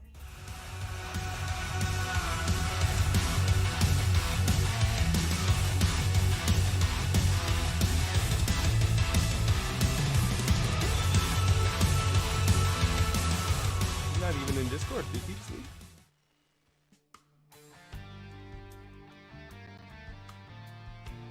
Glossiers. Benbot BC.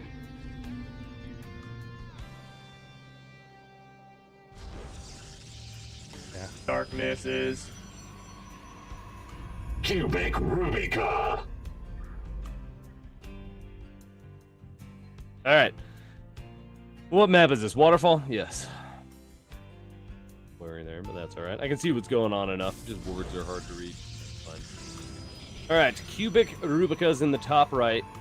Benbot's in the top left of this nice little map. Again, this is probably my favorite map. I said it earlier, but I really like this map. I like the kind of compact nature. You do have some airspace outside of the main, kind of going down into those expansion bases, but not enough to really be super annoying with it.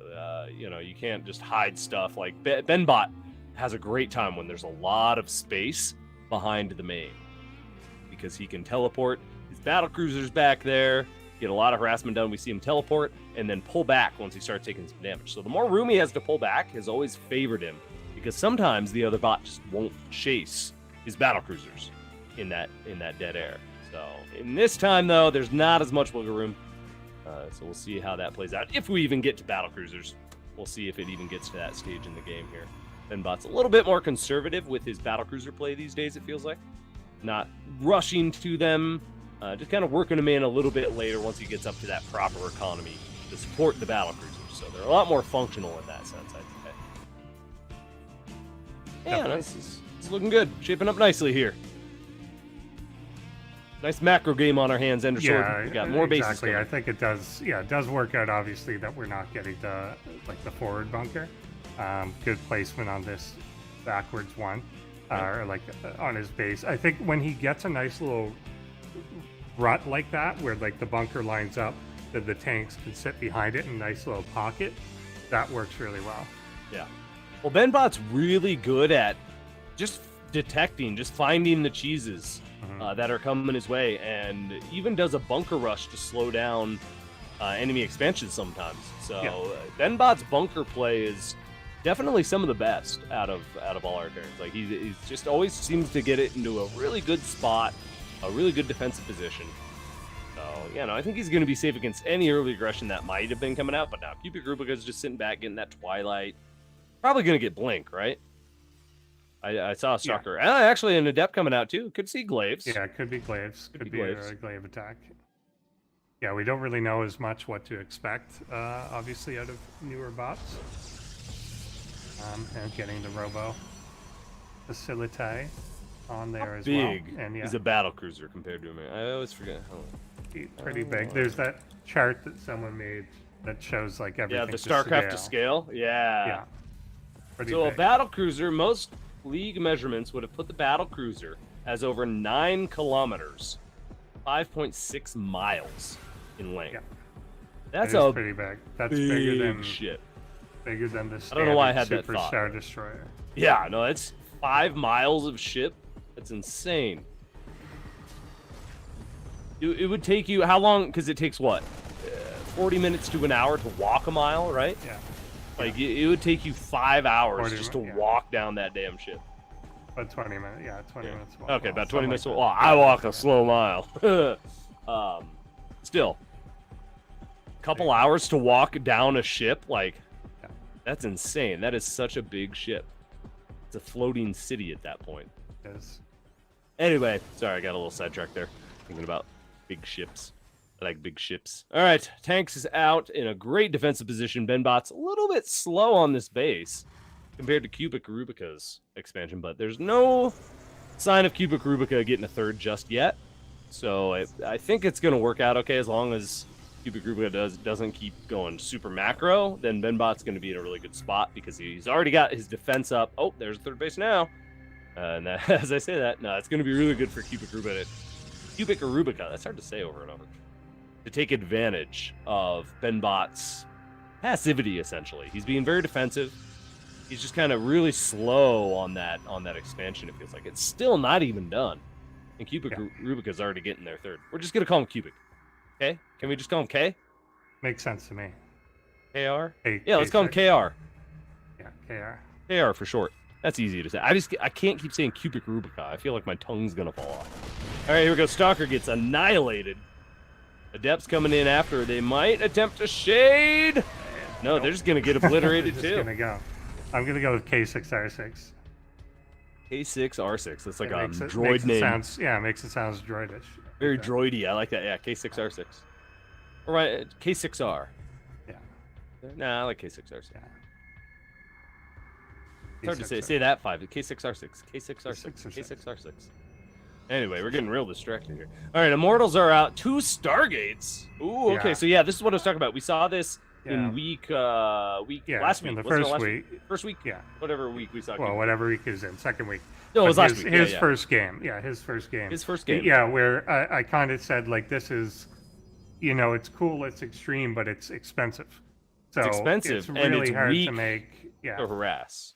yeah, exactly. It's so much investment into your infrastructure, and like putting that much into like the robo to begin with, and then double Stargate. You really have to have a lot of gas to support both those things. Oh yeah. And he doesn't. Call him Cubic. Yeah, I'll just call him Stanley Cubic. Cubica. That's funny. All right, yeah, no, just again, BenBot's lack of action almost is allowing Cubic to do this, to get this great infrastructure up right now. And yeah, he even has a solid little defense here, but it's the harass against Ketrock that really picked him apart last time, which we're not seeing here out of BenBot. There's no drops, there's no Banshees. There's just a very slow building Terran army on 2 base right now. There's the Fusion Core. We are going to be working up into those battle cruisers very shortly. And I'm trying to think, what would be Cubic Rubica's best response to deal with battle cruisers? Just more stalkers on this 3 base? Because there's only 2 stalkers right now. 1 battle cruiser is going to shut this all down completely. Is just gonna absolutely wreck the Protoss. This is such a ground-based Protoss army. Yeah. Does he get Void? He's got those Stargates, so I guess just start cranking out Void Rays, right? That's gonna be your best bet to deal with the battle cruisers. I would imagine. Okay, now he's got 1 stalker, and now he's got 0 stalkers. Okay, so 0 anti-air, but this is the timing to hit. Not up a ramp against this much bio in a tank, however, and a Liberator. Wow, that was ill-advised. Yes, indeed. And this is, okay, so this is where we've talked about BenBot's defense. This is where it really works out. When the other bot's a little too aggressive and pushes up like that and just gets annihilated. You're not going to break BenBot early game. BenBot is so strong. This kind of strung out attack here is just going to get picked off unit by unit. Yeah. And the Immortal gets well, caught and that's, out yet again. That's how we saw Sharkbot win last week, was because he didn't try to push up that ramp. He just macroed. He just got base after base and just kept taking little skirmishes here and there. And BenBot just never had a big enough army to take skirmishes out on the map. But this time, Cubic Rubica's feeding right into that kind of slower defensive play and just donated an army pretty much. So. Yeah, and really, really behind on economy here as well. Only 30 workers, despite having 3 bases. That's surprising. Really, because there's been no harass. Really behind. So, yeah, exactly. It's not due to them dying or anything. They just at all just didn't make them. Just didn't make them. Yeah, no. So yeah, but again, like the main's getting mined out. So the economy is well spread. Oh, there's the battle cruiser. The cruiser operational. Yeah, against 2 stalkers. Yeah, it's not gonna work. Not gonna hold it. Not gonna hold. And yeah, especially like we said, going for such expensive tech and everything, then not populating your 3 bases, which you definitely need in order to support this. Like, has he made units out of the Stargate, or are they decoration? They're just decoration at this point. I know. I was all excited last week when I saw this infrastructure. Look at that. He's got 2 robos, 2 Stargates. He could make everything, but he just doesn't have the economy. He needs to have, at this point, when you've got that early of a 3rd, you could have a 4th, even a 5th at this point, but there's just so few workers. Okay, now they're starting to get annihilated. How many kills does that Widowmine have? I can't read it. 2. Oh, okay. I thought it was more. Yeah, it still, nice harass slows the gas. Yeah, it's attacking the gas, so that's could huge, be more impactful. It may attack these Well, look at the production tab. There's nothing being produced for Cubic right now. What is going on? 3 base with no production. Yeah, I kind of wonder if he's broken. It feels like he's broken. We're capped at 69 supply, and then there's a pylon's coming now. Yeah. And a pro. There you go. Yeah, pylon coming now. This may help him out of it, but I think, he was just stuck there. Yeah, no, I do think the biggest problem that Cubic Rubica had was just not building probes. The infrastructure is phenomenal. The buildings are there. The idea, even the composition would be decent if he, got a few Void Rays to deal with battle cruisers or whatever the case. Even tanks, they're good against. But big bank floating right now and just didn't utilize the tools that he had, to their full potential. Yeah, this battlecruiser is just owning the main now, and this is going to be game. Benbot will absolutely take this game. So a little bit of work that needs to be done, a little bit of refinement. But again, remember, this is Cubic Rubica's first time in ProBots, and I think is just a very brand new bot, maybe even only a couple months old, maybe a few months old. So very fresh, very new to the scene. But a lot of potential. I'm really liking the quick expansion, the infrastructure choices.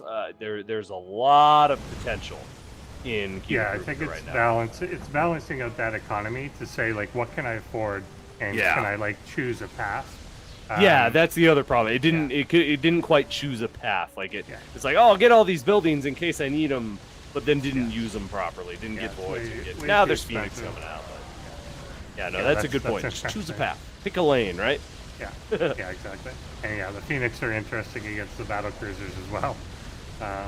I really like the idea of the double Stargate, double Robo, especially if you get up to 3 and then 4 bases, you're easily going to be able to afford that. Yeah, and you'll need it. You can make quick switches that way, right? Yeah, given that a lot of the bots do that, like the super high economy game, but then you have to keep making probes. Yeah, that is a key. So that was a big thing. And you could actually see when we were scanning over the bases there that like a lot of them had gas being taken and saturated, but then very little on the actual patches. And so the mineral count wasn't there. But I think they needed the gas to even make the buildings in the first place, let alone the units. But then there was no, like a void ray is a lot of gas, but it's also like, it's also a lot of minerals. Same with the immortals is a lot. So how much gas is the void ray? Hold on. 100? Void ray, I think, is one. I know they changed it, so I'm going to say the wrong number, but 150 gas, 250 250, minerals. 100, right? Or 150. Yeah. Is it 250, 100? Anyway, it's expensive. They lowered one of them, but I forget which one they lowered. Because it used to be 250, 150. Anyway, no, you're totally right. He just didn't have the resources. Yeah, and that's so weird too, especially on 3 base to have that low of a worker count. So probably a little bit of an beginning bot oversight. You got to balance that appropriately. Make sure because it's easy to overmake workers too. You really have to define at what point in the game, how many bases you have. There's a lot of factors. How much you've been harassed, how many workers you've lost. There's a lot of factors to put in that. All right, game number 2 is ready to go. Let's go ahead and see if Cubic Rubica can turn things around, or if Benbot with his Benbot feels like it's like tortoise in the hare. It's very slow and steady and just defensive. Yeah. And we saw that against Sharkbot too. So it's very easy to take advantage of, where you can, you're being slow and defensive. I'm just going to expand and take the map and, get a huge lead that way. But it's also very easy to feed into it if you're too aggressive, if you're, impatient, that kind of thing. So yeah, we'll kind of see what happens here. Game number 2, if Cubic Rubica can turn it around. Were we ready? I heard a wait a second. We're ready. Okay, game number 2 is ready for you all. Thanks for waiting. Let's go.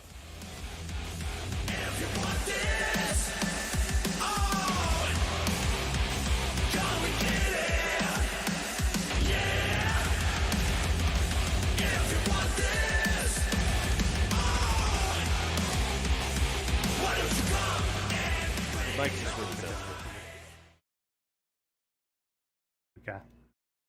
Wow, game's over, ladies and gentlemen. That was our most exciting game. I can't believe everything we just saw, Endersword. There was battle cruisers and liberators and nukes and it was epic. Oh my gosh, I can't believe we just witnessed that. Hopefully you all enjoyed that game. I'm sure nobody blacked out and just missed it all. No, that was epic. No, that was a crash. Yeah. So Semi. Okay. When we were looking at the stats, I thought it was Cubic Rubica that crashed. Okay. And I was worried. I think looking at the stats, I think Cubic Rubica, not high, but had like a 3% crash rate. It seemed to be related to the map that it was on. Oh, yeah. Here, hold on. Oh, we can look at our notes here now. I was told not to look at this till after. Cubic Rubica crashed in the second game, making it 0-2 Benbot BC. So Benbot moves on. Cubic Rubica, in a very sad fashion, will get tossed into the scrap pile. Always sad when you see a crash. But it does appear to be because the match was on a new map. So we have a new map pool this season. And we've already seen, it was in week 1, I think, one of our older bots, one of our more veteran bots, was having a little bit of trouble. Exactly what it was. Who it was even. The new maps can cause some issues when we roll them out. So, unfortunately, there was a crash due to that. And Cubic Rubica is now out of ProBots. But hey, that was an awesome start. And just as a new bot to get into ProBots is impressive as hell. So good job. And we really look forward to seeing, personally, the future of Cubic Rubica, because I think there's a lot in place there to make it a very strong Protoss bot. We'll see what happens in the future, but Benbot, you're moving on. Congratulations. A nice easy game 2 there for you. Golden Steady wins the race, right? That's how it goes. Yeah. So Benbot will go up against either Ketrock or Sharkbot in a couple weeks' time. So next week we'll see Ketrock, Sharkbot. And yeah, that was that best of 3. So we got one more best of 3 here tonight. Thank you all for being with us and hanging out. Seriously, thank you for being in the chat. Dyson, Mind Me, Laddie's even in the chat. Thank you all for being here and chatting with us. Supalosa, yeah, Laddie, who doesn't love that guy? Laddie's a great guy. He's staying up late, or no, he's getting up early, right? Isn't it like 5 a.m. or something in Australia? I forget the time. I think he gets on up the other side of the world. early. Yeah, I think He's he gets up either super staying up early. very late or getting up very early. He may alternate depending on That's true. the night before. That's a good point. Either way, he's doing an awesome job here. Yeah, shout out to Laddie. Give him your love, everybody. All right, we're gonna get our last series loaded up. Let's go and talk about our final 2 bots and our final potential elimination tonight. Ender Sword, one more bot is getting scrapped, and oh, my heart really hopes it's not Tier. I've been a biggest Tier fan since season 1, since I started. Tier's done some custom builds for me at my request, so how can I not love that? But Tier is just so strong. Is the second most veteran bot right next to Micro Machine. Has been around. This is Tier's 13th season in ProBots out of 14. So, yeah, that's a lot. Yeah. Indeed, that is a veteran. And I love how he's done a little bit of everything. He's got Protoss. He's done random. Now he's done Terran. He actually hasn't done a full Zerg Only committal to Zerg. ProBots. Yeah. We've seen his Zerg in ProBots, but he hasn't done a full Zerg committal to ProBots just yet. Maybe we'll see that next season. We'll see what happens. Could be. But no, I like his Terran play. I like this though. Yeah, I like this Dovahkiin. play. It's designed, I Dovahkiin. think, for the similar. And yeah, we'll see what this is. If he's got something special for Dovahkiin to counteract potentially some worker rush type of play. Potentially. Yeah.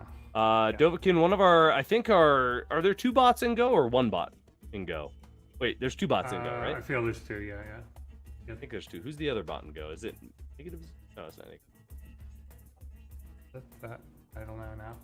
No, it is negative 0. Yeah. Yeah. Yeah, negative 0's in Go as well. Yes, I know something, Undersword. Holy crap. Nice. All right, yeah, no, Dovahkiin is very strong. Does a little bit of cheesy worker rush shenanigans. And I'm seeing, I don't know when this was added in, but does the same drone drill or the same worker drill mineral trick that Ketrock does. You know how Ketrock sends all his workers and gets in that little mineral pocket? Dovahkiin can do the same thing. I don't know if it's used defensively or if it's used offensively or both, but we're going to see here. We're going to find out as we get this game loaded up. Dovahkiin versus Tier. Tier, of course, being Terran this season, and Dovahkiin going up against him as a Zerg. And Bot's weaknesses, I love this out of Dovahkiin. Bot's weaknesses, games longer than 5 minutes. So we'll see what happens. Tier is just so, Tier does early game aggression. Tier can do late game. Tier can do it all. So I feel like Dovahkiin's going to need to set the pace here to have a chance at beating Tier. But we'll see what happens. I think our game's ready. Let's go ahead and hop into our final best of 3 of the night. Thank you all once again for tuning in to day 3 of ProBots here in our season 3 of 2022. And let's see who moves on and who gets eliminated. Will it be Tier? Will it be Dovahkiin? Find out.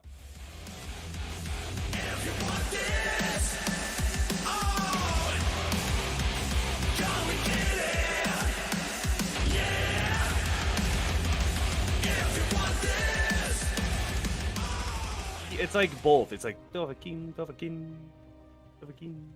Yeah, I don't know. Got the hunt. Dovahkiin. Exactly. Team infinite improbability drives. Tyr.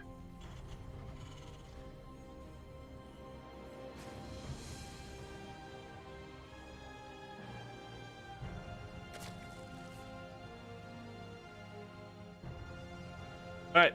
Yeah, I did Dovahkiin as the intro, but it's like Dovahkiin or something. It's like a mix between Ian and In. I don't know. I have a confession. I have never actually played Skyrim. I played all the older. I played Elder Scrolls and although like I played a lot of the old ones. Morrowind. I loved Morrowind. That was super fun. I played Oblivion, I think. I think I did Oblivion, the one right before. Yeah. And then, yeah, so I played. But I never. I just. It was at the point in my life where just RPGs were just too much. God, I wish I could just live an RPG for like 8 hours a day and. It's a big commitment. It's a big commitment. I feel like Skyrim felt like you could just kind of go, like it was just good enough that I think it finally hit the point that it just felt comfortable to walk around and do whatever. Oh, I lied. I did a little bit recently of VR Skyrim. VR Skyrim is probably my most. It's fun, but I started having trouble with it. So I killed, somehow I got into a fight in the first town and ended up killing like the bartender or something. Like it was just chaos, and I was like, all right, I need to take a break. It was a little intense. No, I need to get back into. I need to go play through that again though. That was a lot of fun doing that in VR. Yeah. All right. Well, let's see what happens here in game numero uno. The Hardwire as our map. Now, this is a little bit wider of a map. Not a lot of airspace, but I don't think either of these bots really go for air composition. Tyr has been known to do some tempests and things like that, but I feel like Tyr does a lot more two-base, one base, two-base timings seem to be Tyr's bread and butter. I've seen a lot of success out of that kind of build with Tyr. Yeah, and I think it makes a lot of sense given that, again, he's been building for like all three races, building a random bot, so on, and trying different things, and a lot of the builds are very like prescriptive. Well, it's hard to get to the late game with all three. Yeah, exactly. It's not generic. So most of them are like actual build orders with a timing built in, which you're not going to do as much on like a 4 base. Yeah, well, it's going to have a simpler timing. We don't see a ton of bots do that. We see a lot. The theme really seems. Oh, that was a weird spell. The theme really seems to be a bot that's reactive. Like that really does seem to almost be not out of every bot, but some of the top bots really seem to focus on, oh, okay, I've seen this. I need to react to that. I need to identify this and have the right defense or the right attack, that kind of thing. Where, yeah, Tyr does seem to do a little bit more of his own thing. He sets the pace of the game, He's like, yeah, I'm going to do this build and hit it this timing and, control it from there. So, yeah, it's a bit of a different approach than some of the other bots take, I think. But it works out. Tyr is one of our strongest bots in ProBots for sure, every season. Yeah. Tyr has a chance to get into the top 4, I think, every season, easily. But we'll see here if he can hold. No worker rush, but a lot of Zerglings. There's 14 more in production. One bunker, but that's done. Oh man, this is the Marines' worst nightmare. Fully surrounded, and they are 2 Marines just eviscerated. All right, the bunker or the wall does close. That's huge. Keep that wall closed. Ooh, I'm a little scared a ghost is gonna step on that and keep it open. Yeah, they kind of want to come down here, and okay, now pulling into the ghost range is pretty good. There we go. Okay. Okay, we're fine. We're fine. He's going to be able to repair this and hold the Zergling fun. Yeah, the natural gets canceled, and that's a big deal, actually, because Dovahkiin's already going up to a 3rd base. So this isn't an all-in. This is just a big committal. It's a big attack. But actually, we're going to get a really good cost-effective... They stopped repairing here. Oh, no! And nothing re-triggers. Luckily, there's very few left. By the time he gets through, that one's still on fire. He's going to repair that as well. I don't know if he will. I think it's just gonna burn down. It might, yeah. All right, so a little sloppy out of Tyr. A couple little tiny things that he could refine to just hold that perfectly. but still a great defense. That was a lot of Zerglings, and to only have your natural canceled. Yeah. Okay, over that's here. survivable. That's doable. Yeah, now I'm concerned Oh, on that Dovahkiin's hurts. side. That hurts. Because of Bloody this. Dovahkiin appears to have stopped doing things. Mm-mm. Well, no, he's at saving least- up. So hold on. He's saving up, but is he Oh, saving shit, up you're all right. this larva for a big roach rush? He could, but there's not enough gas for it. So Well, he and maybe that's what he's waiting for is gas, but he just Yeah. doesn't have extractors. Well, yeah, there the roach warren finished. Oh, Okay, he's getting he's burrow, getting but that was burrow. all his gas. But he needs like that's- at least another geyser worth. Oh no! What has happened? Because yeah, he could make a whole bunch here. Okay, hold on. We're gonna. Tier's only on one base still, so this isn't. This isn't Weird. game ending. It's, He needs to make yeah. army though. Well, especially since He despite needs to start across the making 3 army. bases, he's got 21 drones. So this is not a 3-base economy. It's a 3-base. I think something broke. Yeah, it's not even a 2-base. Well, he's got 3 base for production and all minerals. Like That's he could empty. just start cranking Zerglings even, but Yeah, that's empty. oh yeah. Okay, so the 3rd base is just for larva then. So I think something he was supposed to be making units and something Yeah, something happened broke here. it, and he's just not making units now. Let's see if he does anything after the burrow finishes, Oh because no! he hasn't stopped doing literally everything, but he's not. Yeah, pretty much. Once this burrow's done, I feel like he might. Yeah, like he'll spread creep, maybe. Yeah, it's good for him that at least no. Tier has not re-expanded yet. I don't know. Tier's playing very slowly and passively, but with Dovahkiin doing nothing, that actually makes it even more powerful because he's doing a 1 base. No, I think Dovahkiin's just dead. He's not making anything, man. Yeah. Yeah. No, I think we're gonna need to fast forward. I think Dovahkiin's. Oh wait. Yeah. Oh, Okay, wait! here's the gas. Now he's going to Spire. Spire which and is like gas. Okay, hold the on. craziest thing. Like Right? he You needs need gas, not minerals. Okay, for now that. he's going to get way more. That's fine. Oh, maybe. hold on. Okay, my heart's beating again. Okay, hold on. Yeah. Hold on. Let's give it a minute. Tier's being very passive. Tier's But sitting he's on not- 1 base. But he's not replacing these drones either. So even if he, I guess he's got enough minerals for now, but even if he gets these gases up and starts mining from them, there's not going to be any left mining any minerals. Because he's not replacing any of the drones at all. Interesting. Yeah, no,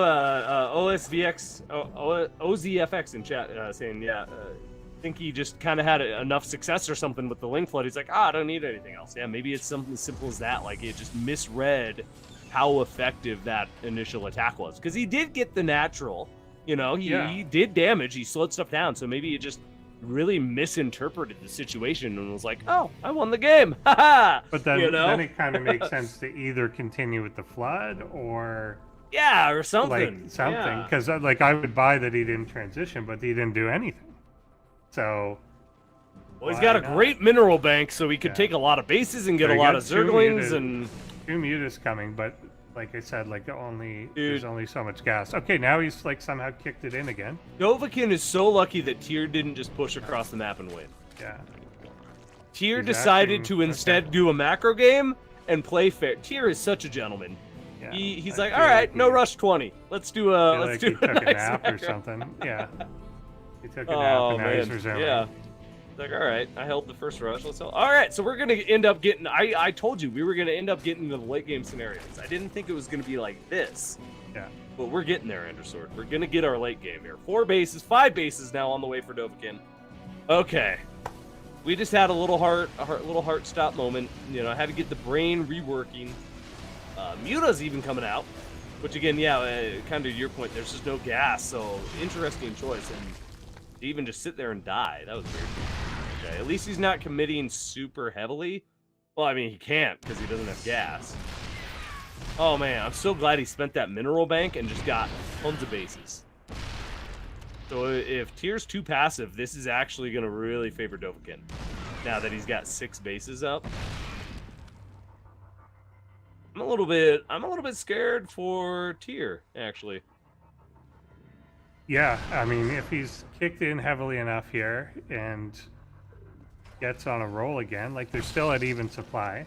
Yeah. No, this is very even still, and Dovahkiin has a huge economic lead if you look at it. He's got a 7th base on the way, right? Oh wait, what it's more 6th the base on the way. Yeah, it's more the tech lead that I'd be concerned with him being behind on, given that tiers. That's a good point. Tiers are like tanks and ghosts and like everything he's getting, like unit upgrades. Fire bats or hell bats, I mean, Yeah. for the lings. No, that's a good So point, actually. I think he's gotta kind of go though. But yeah, he's gonna be technologically way ahead.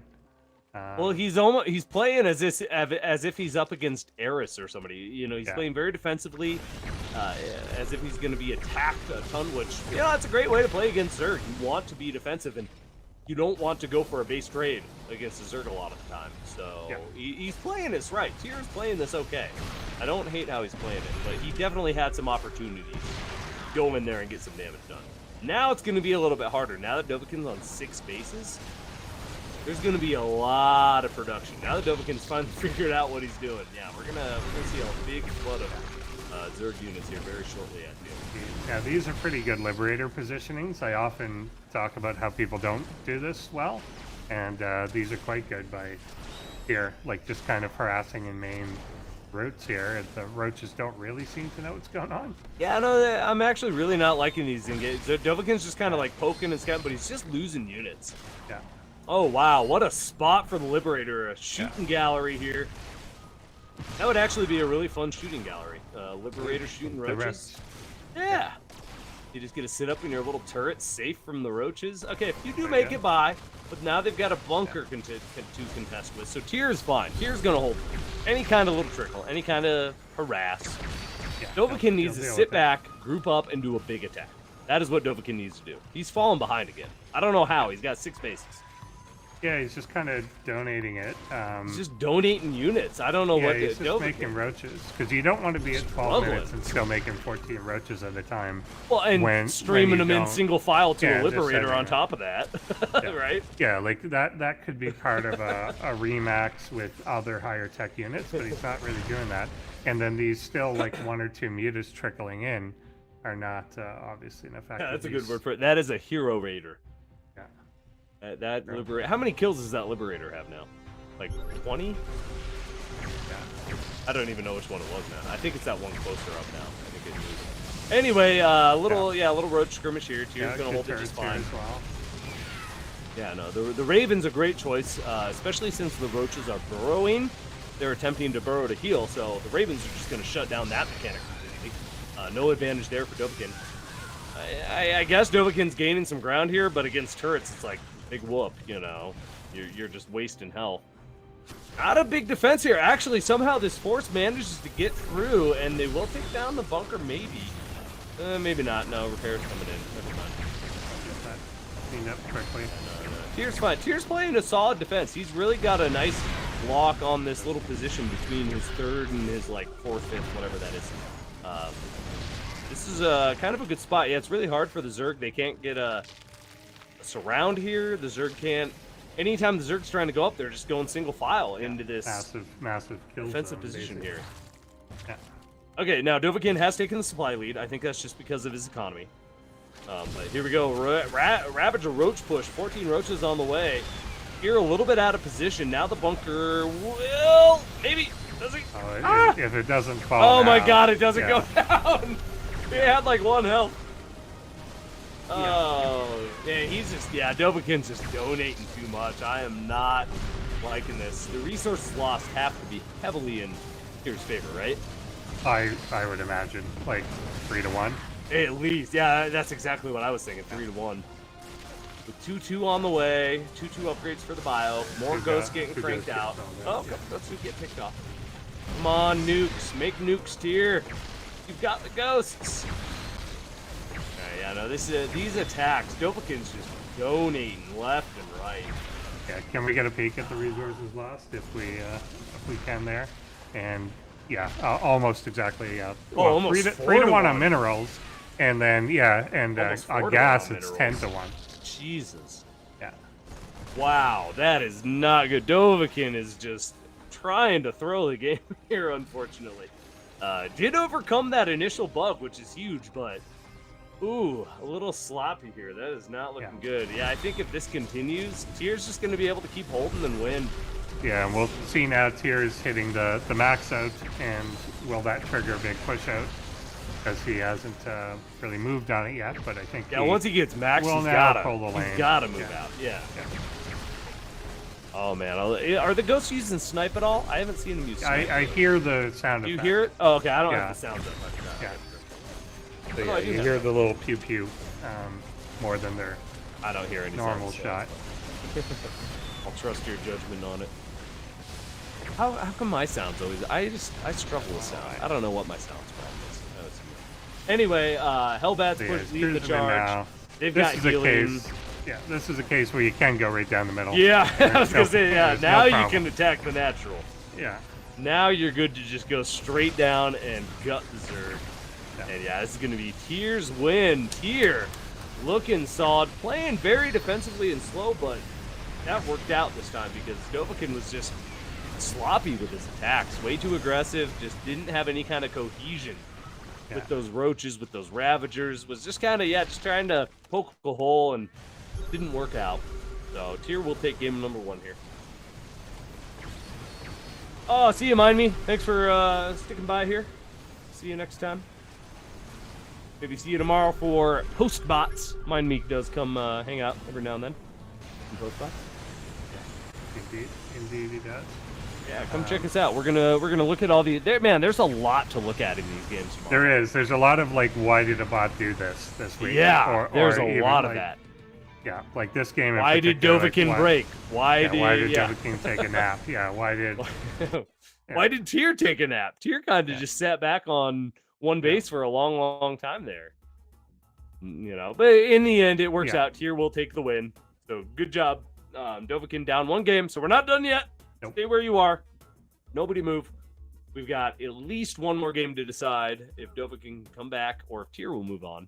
I think Dovahkiin can absolutely beat Tier.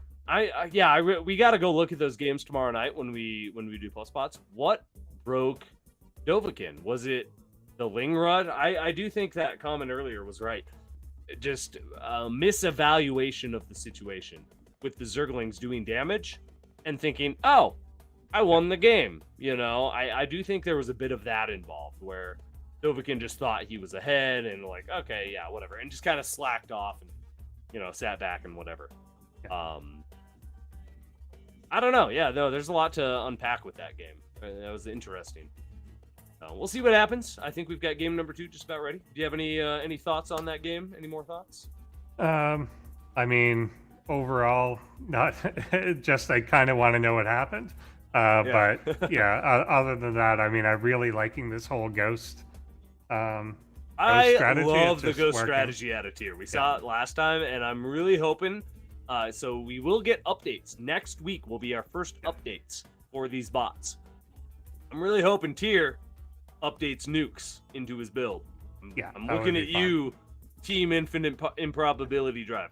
That's such a Cloak, Team Cloak Infinite on the ghost too. Improbability Drive. Yeah, I'd like to see Cloak on the Cloak, ghost Cloak too. would be 'Cause huge. if you could just send out little detachments and do stuff. Well, and if the opponent's not ready for Cloak, they're just done. They're gonna lose bases. And they're you gonna lose can- everything. Yeah, and I don't know how well a bot would respond to We don't having see Cloak a lot. having overseers sniped. Oh, that's a good point, because when you go like Cloak Banshees, you can just have overseas. So bots are good at dealing with cloaked units, but Cloak Ghosts can clear the way. Yeah, they could just And take them they out. can take out those overseers. That's a good point. So there is a lot of potential for Ghosts. We have not seen them fully evolve yet. But anyway, we have got our game ready. Game number 2 to see if Tier will move on to our next round, or if Dovahkiin will be able to bring us to an ace match. I haven't had one ace match yet tonight. I'm rooting for you, Dovahkiin. Kind of. You had a 3-game. We had a 3-game series. You know, very loose. You had a tie. You're good.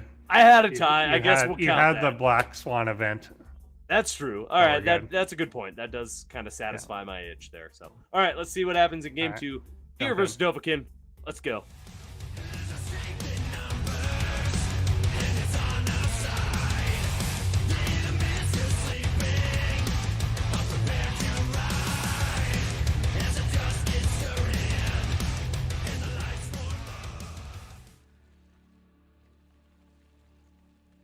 Black Swan is that? Data Hunt. Oh yeah, with Natalie Mila Portman. Kunis and Natalie Portman. Yeah. It was a good movie, but it is. messed up. Oh! And a sword! What? What's happening? Team Infinite Improbability Drives. Yeah, this is what I wanted to see. Anyway. Here we go. Tears up 1-0. Ghosts are nice and all, but have you ever? Yeah. You can't. Your ghosts don't mean shit when you can't get to ghosts. Yeah. Yeah. You can't just get to ghosts that quick. All right, here we go. Drones coming across. Tier has no idea. This SCV holding his mineral offering does not matter. He will see it. He will see it. Good luck. Have fun. Okay, I don't think Tyr even knows what's happening. I don't know what he's gonna do. I would have expected. Okay, now something. he knows. Now he knows. He's pulling the workers. Knows. He's pulled every worker. But this, with good micro, Dovahkiin will take this. We've seen Dovahkiin's worker rushes. With Zerg with that heal, they get that extra hit. They do. Yeah, Dovahkiin's got this. But yeah. Oh, yeah. Yeah. Well, barely. Yeah. I don't know. Yeah. Barely. He's got a living one here, and is he gonna get a chance to finish this? There we go. 2 drones remain. Yeah. I think. Okay, oh wait, will this SCV be a juking hero? back. No. If this SCV finishes, he could. Oh, the bunker! Oh, but he doesn't have any money. You know, he has 30 minerals and no SCVs. He's got an SCV somewhere. Oh, he does. He has 1 SCV. There's our boy. Yeah, all right, so he's got 5 minerals, so he has to do 3 trips. Yeah. And if 1 Marine, he's not going to mine though. He's going to fight, right? No, he's going to fight. Okay, so he can fight before that drone heals fully. Yeah, he could. He's got this. Oh my gosh. Mineral in hand. Okay, no, there's 3 workers for Dovahkiin though, right? Yeah, yeah. Dovahkiin's mining. Dovahkiin's mining, so it doesn't matter. Oh, this is so close. If he, mining. Yeah, if he had known to like get off the. Upgate scoreboard is 1-0 Tier, by the way. In this very intense moment. Okay, so the SCV's gonna live. Okay, now go mine. Got him. Make a Marine. Don't go to. No! Don't go there. No! Oh. No. Bad Tier. Oh wait, what just happened? Bad Tier. No. What just happened? Did Tier crash or quit? He GG'd. What just happened? He said GG. I don't know why. That's all right, funny. we're going to an ace match. I got it. I didn't think this is how I'd get it, but I got my ace match, so I'm happy. Got it. Oh my god. What just happened? Awesome. This is the weirdest night of games we have ever had. Yeah. This is one of the funnest night of games we've ever had. Like they're close, but not in the traditional sense of close. There's just really weird stuff going on tonight. Oh my god. All right, so we are tied up. Tier and Dovahkiin 1 versus 1 here on our day 3 of ProBots. Our final game of the night is going to take place here in just a second. Thank you all for being here. Thank you all for hanging out with us and enjoying these games. And hopefully we'll see you all tomorrow night for PostBots. Make sure you check out the Crown Club if you like extra content. And we'll be sending out a lot of stuff soon. We'll be doing a community game night soon as well. Make sure you check that out in our Discord. Let's go ahead. You ready for our final game, Endersword? I am. I want to see. We've got one more. One more elimination. Are we counting on a 3-minute long game? Let's see. I don't know. I don't even know, man. We could get a 2-hour long game for all I know. This has just been so weird tonight. This has been a great night of games. Let's go ahead and see how things wrap up here. Tier versus Dovahkiin. Let's see who gets eliminated here on ProBots.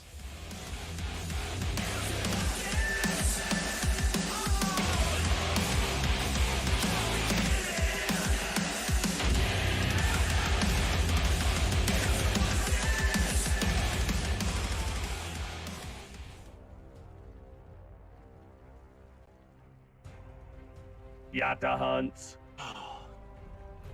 Dovahkiin. Oh no, I was gonna say, okay, no work rush, but Team Infinite Improbability Drives. Screw a macro game. Tier. It is a worker rush. It's gonna be a quick game 3, everybody. This is it. This is our final moments of the night here. Thank you all for joining us, and this could go either way, absolutely. So but I think Dovahkiin has an advantage. Oh, he gets the wall! He gets the wall. Will he see it? Will he see it? Will he get the depot up? Oh, he'll get the depot up. The bots have no trouble raising the depot in time. Nope. Oh, he doesn't. What the fuck? No attempt. No attempt was made. I feel like I just cursed him there. Okay, great concave for tier, but we'll see if it's enough. We'll see if the micro can handle those wounded SCVs not coming back into the fight, and that is always the killer. You have to commit. Now there it. is a saving grace that could happen, but it won't. No. Is if he could have walled him out and then finished the barracks on the other side. He could have if he had just lifted the depot. Tier could have held. Well, if he lifted the depot, obviously he held right away. But even if he did on the secondary part, he could have. But oh well. Oh, GG. Tier knows. Yeah, that's it. He GG's. Dovahkiin is moving on. I can't believe I'm saying this. Tier gets eliminated in our round of 16. Mm-hmm. Wow, I can't believe it. I thought Tier was gonna have this. I thought he'd have something for this. I thought this was it with the full wall. Good job, Dovahkiin. Good job. Yeah, the depot didn't lift. No. That's all he had to do. Gonna go up. We never see a bot not lift the depot. Never see. Ever. That is so uncharacteristic for Tier. That is such a surprising way to get knocked out, but it happens. You know, that is just kind of the way the dice rolls sometimes. Yeah. Wow, I can't believe it. Wow. Indeed. Well, congratulations, Dovahkiin. You are moving on. Who does Dovahkiin face now? Let's go and take a look at our brackets. So next week we're going to be diving into our upper bracket of each round, essentially each group. Dovahkiin will go up against either Eris or Zozo.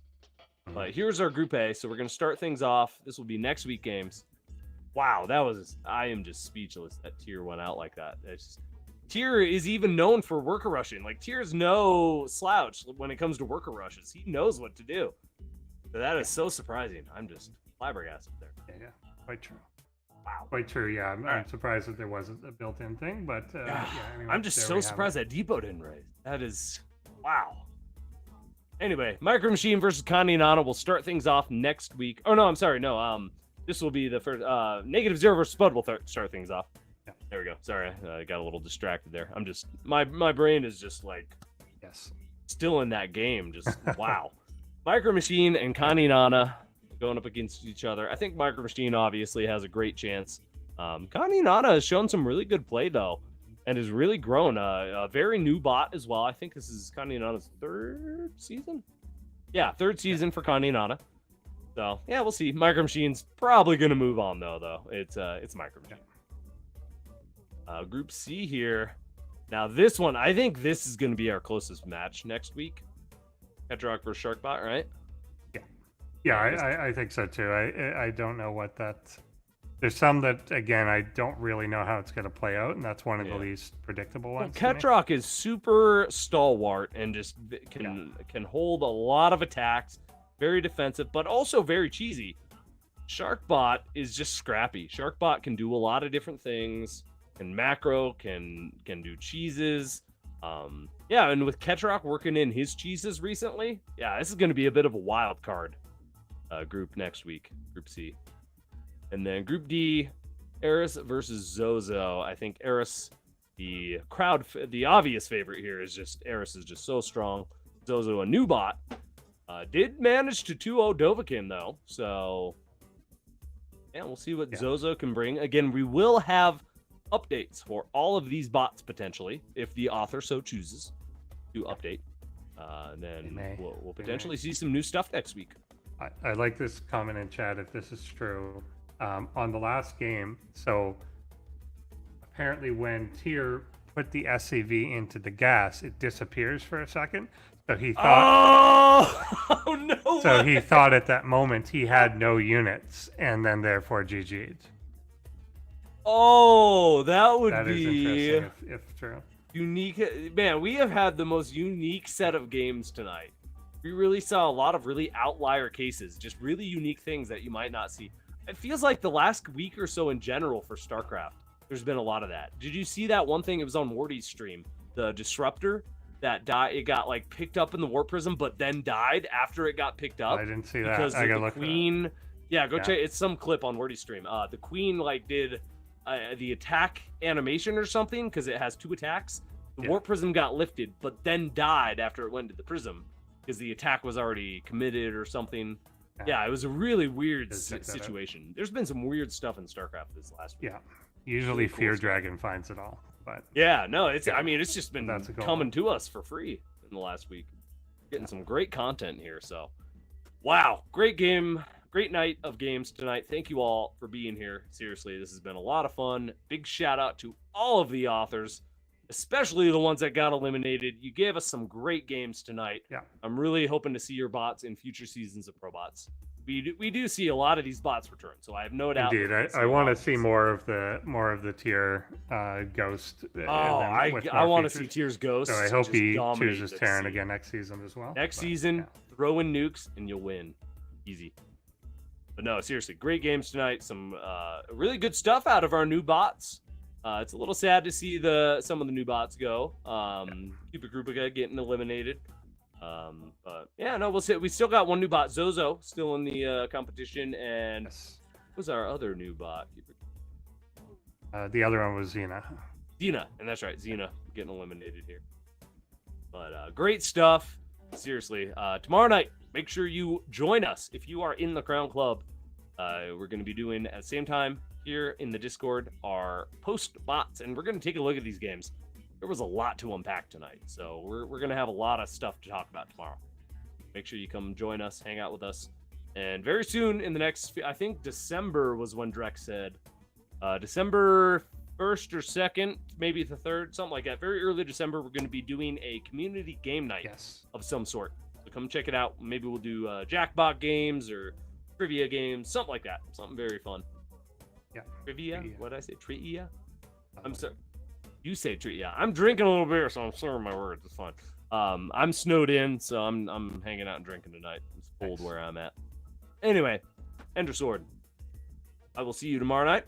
Yes. We'll talk about some games. And we'll find out what game we're playing then. We will. We'll find out what shenanigans Drexama has planned for us.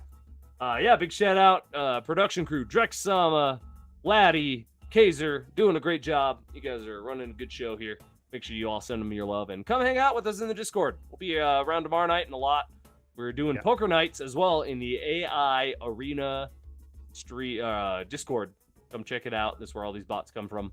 But we're doing a fun little, poker night with a lot of the bot authors. So I imagine that's who will show up. I want to see you there, Ender Sword. I think I will. Good. I think I will. Good poker game. It's fun. Yeah. All right. Thank you all for being here. Day 3 is complete. We will be back tomorrow night. If you don't see us then, next week, same time, same place, here on ES Champ ProBots for our day 4 of games. We're moving back into the upper rounds of each group. It's going to be exciting. So make sure you tell everybody about it. Get all your friends in here, and we'll see you all then. Until then, have a good night, and thanks for your support, everybody. We love you all. See you next time.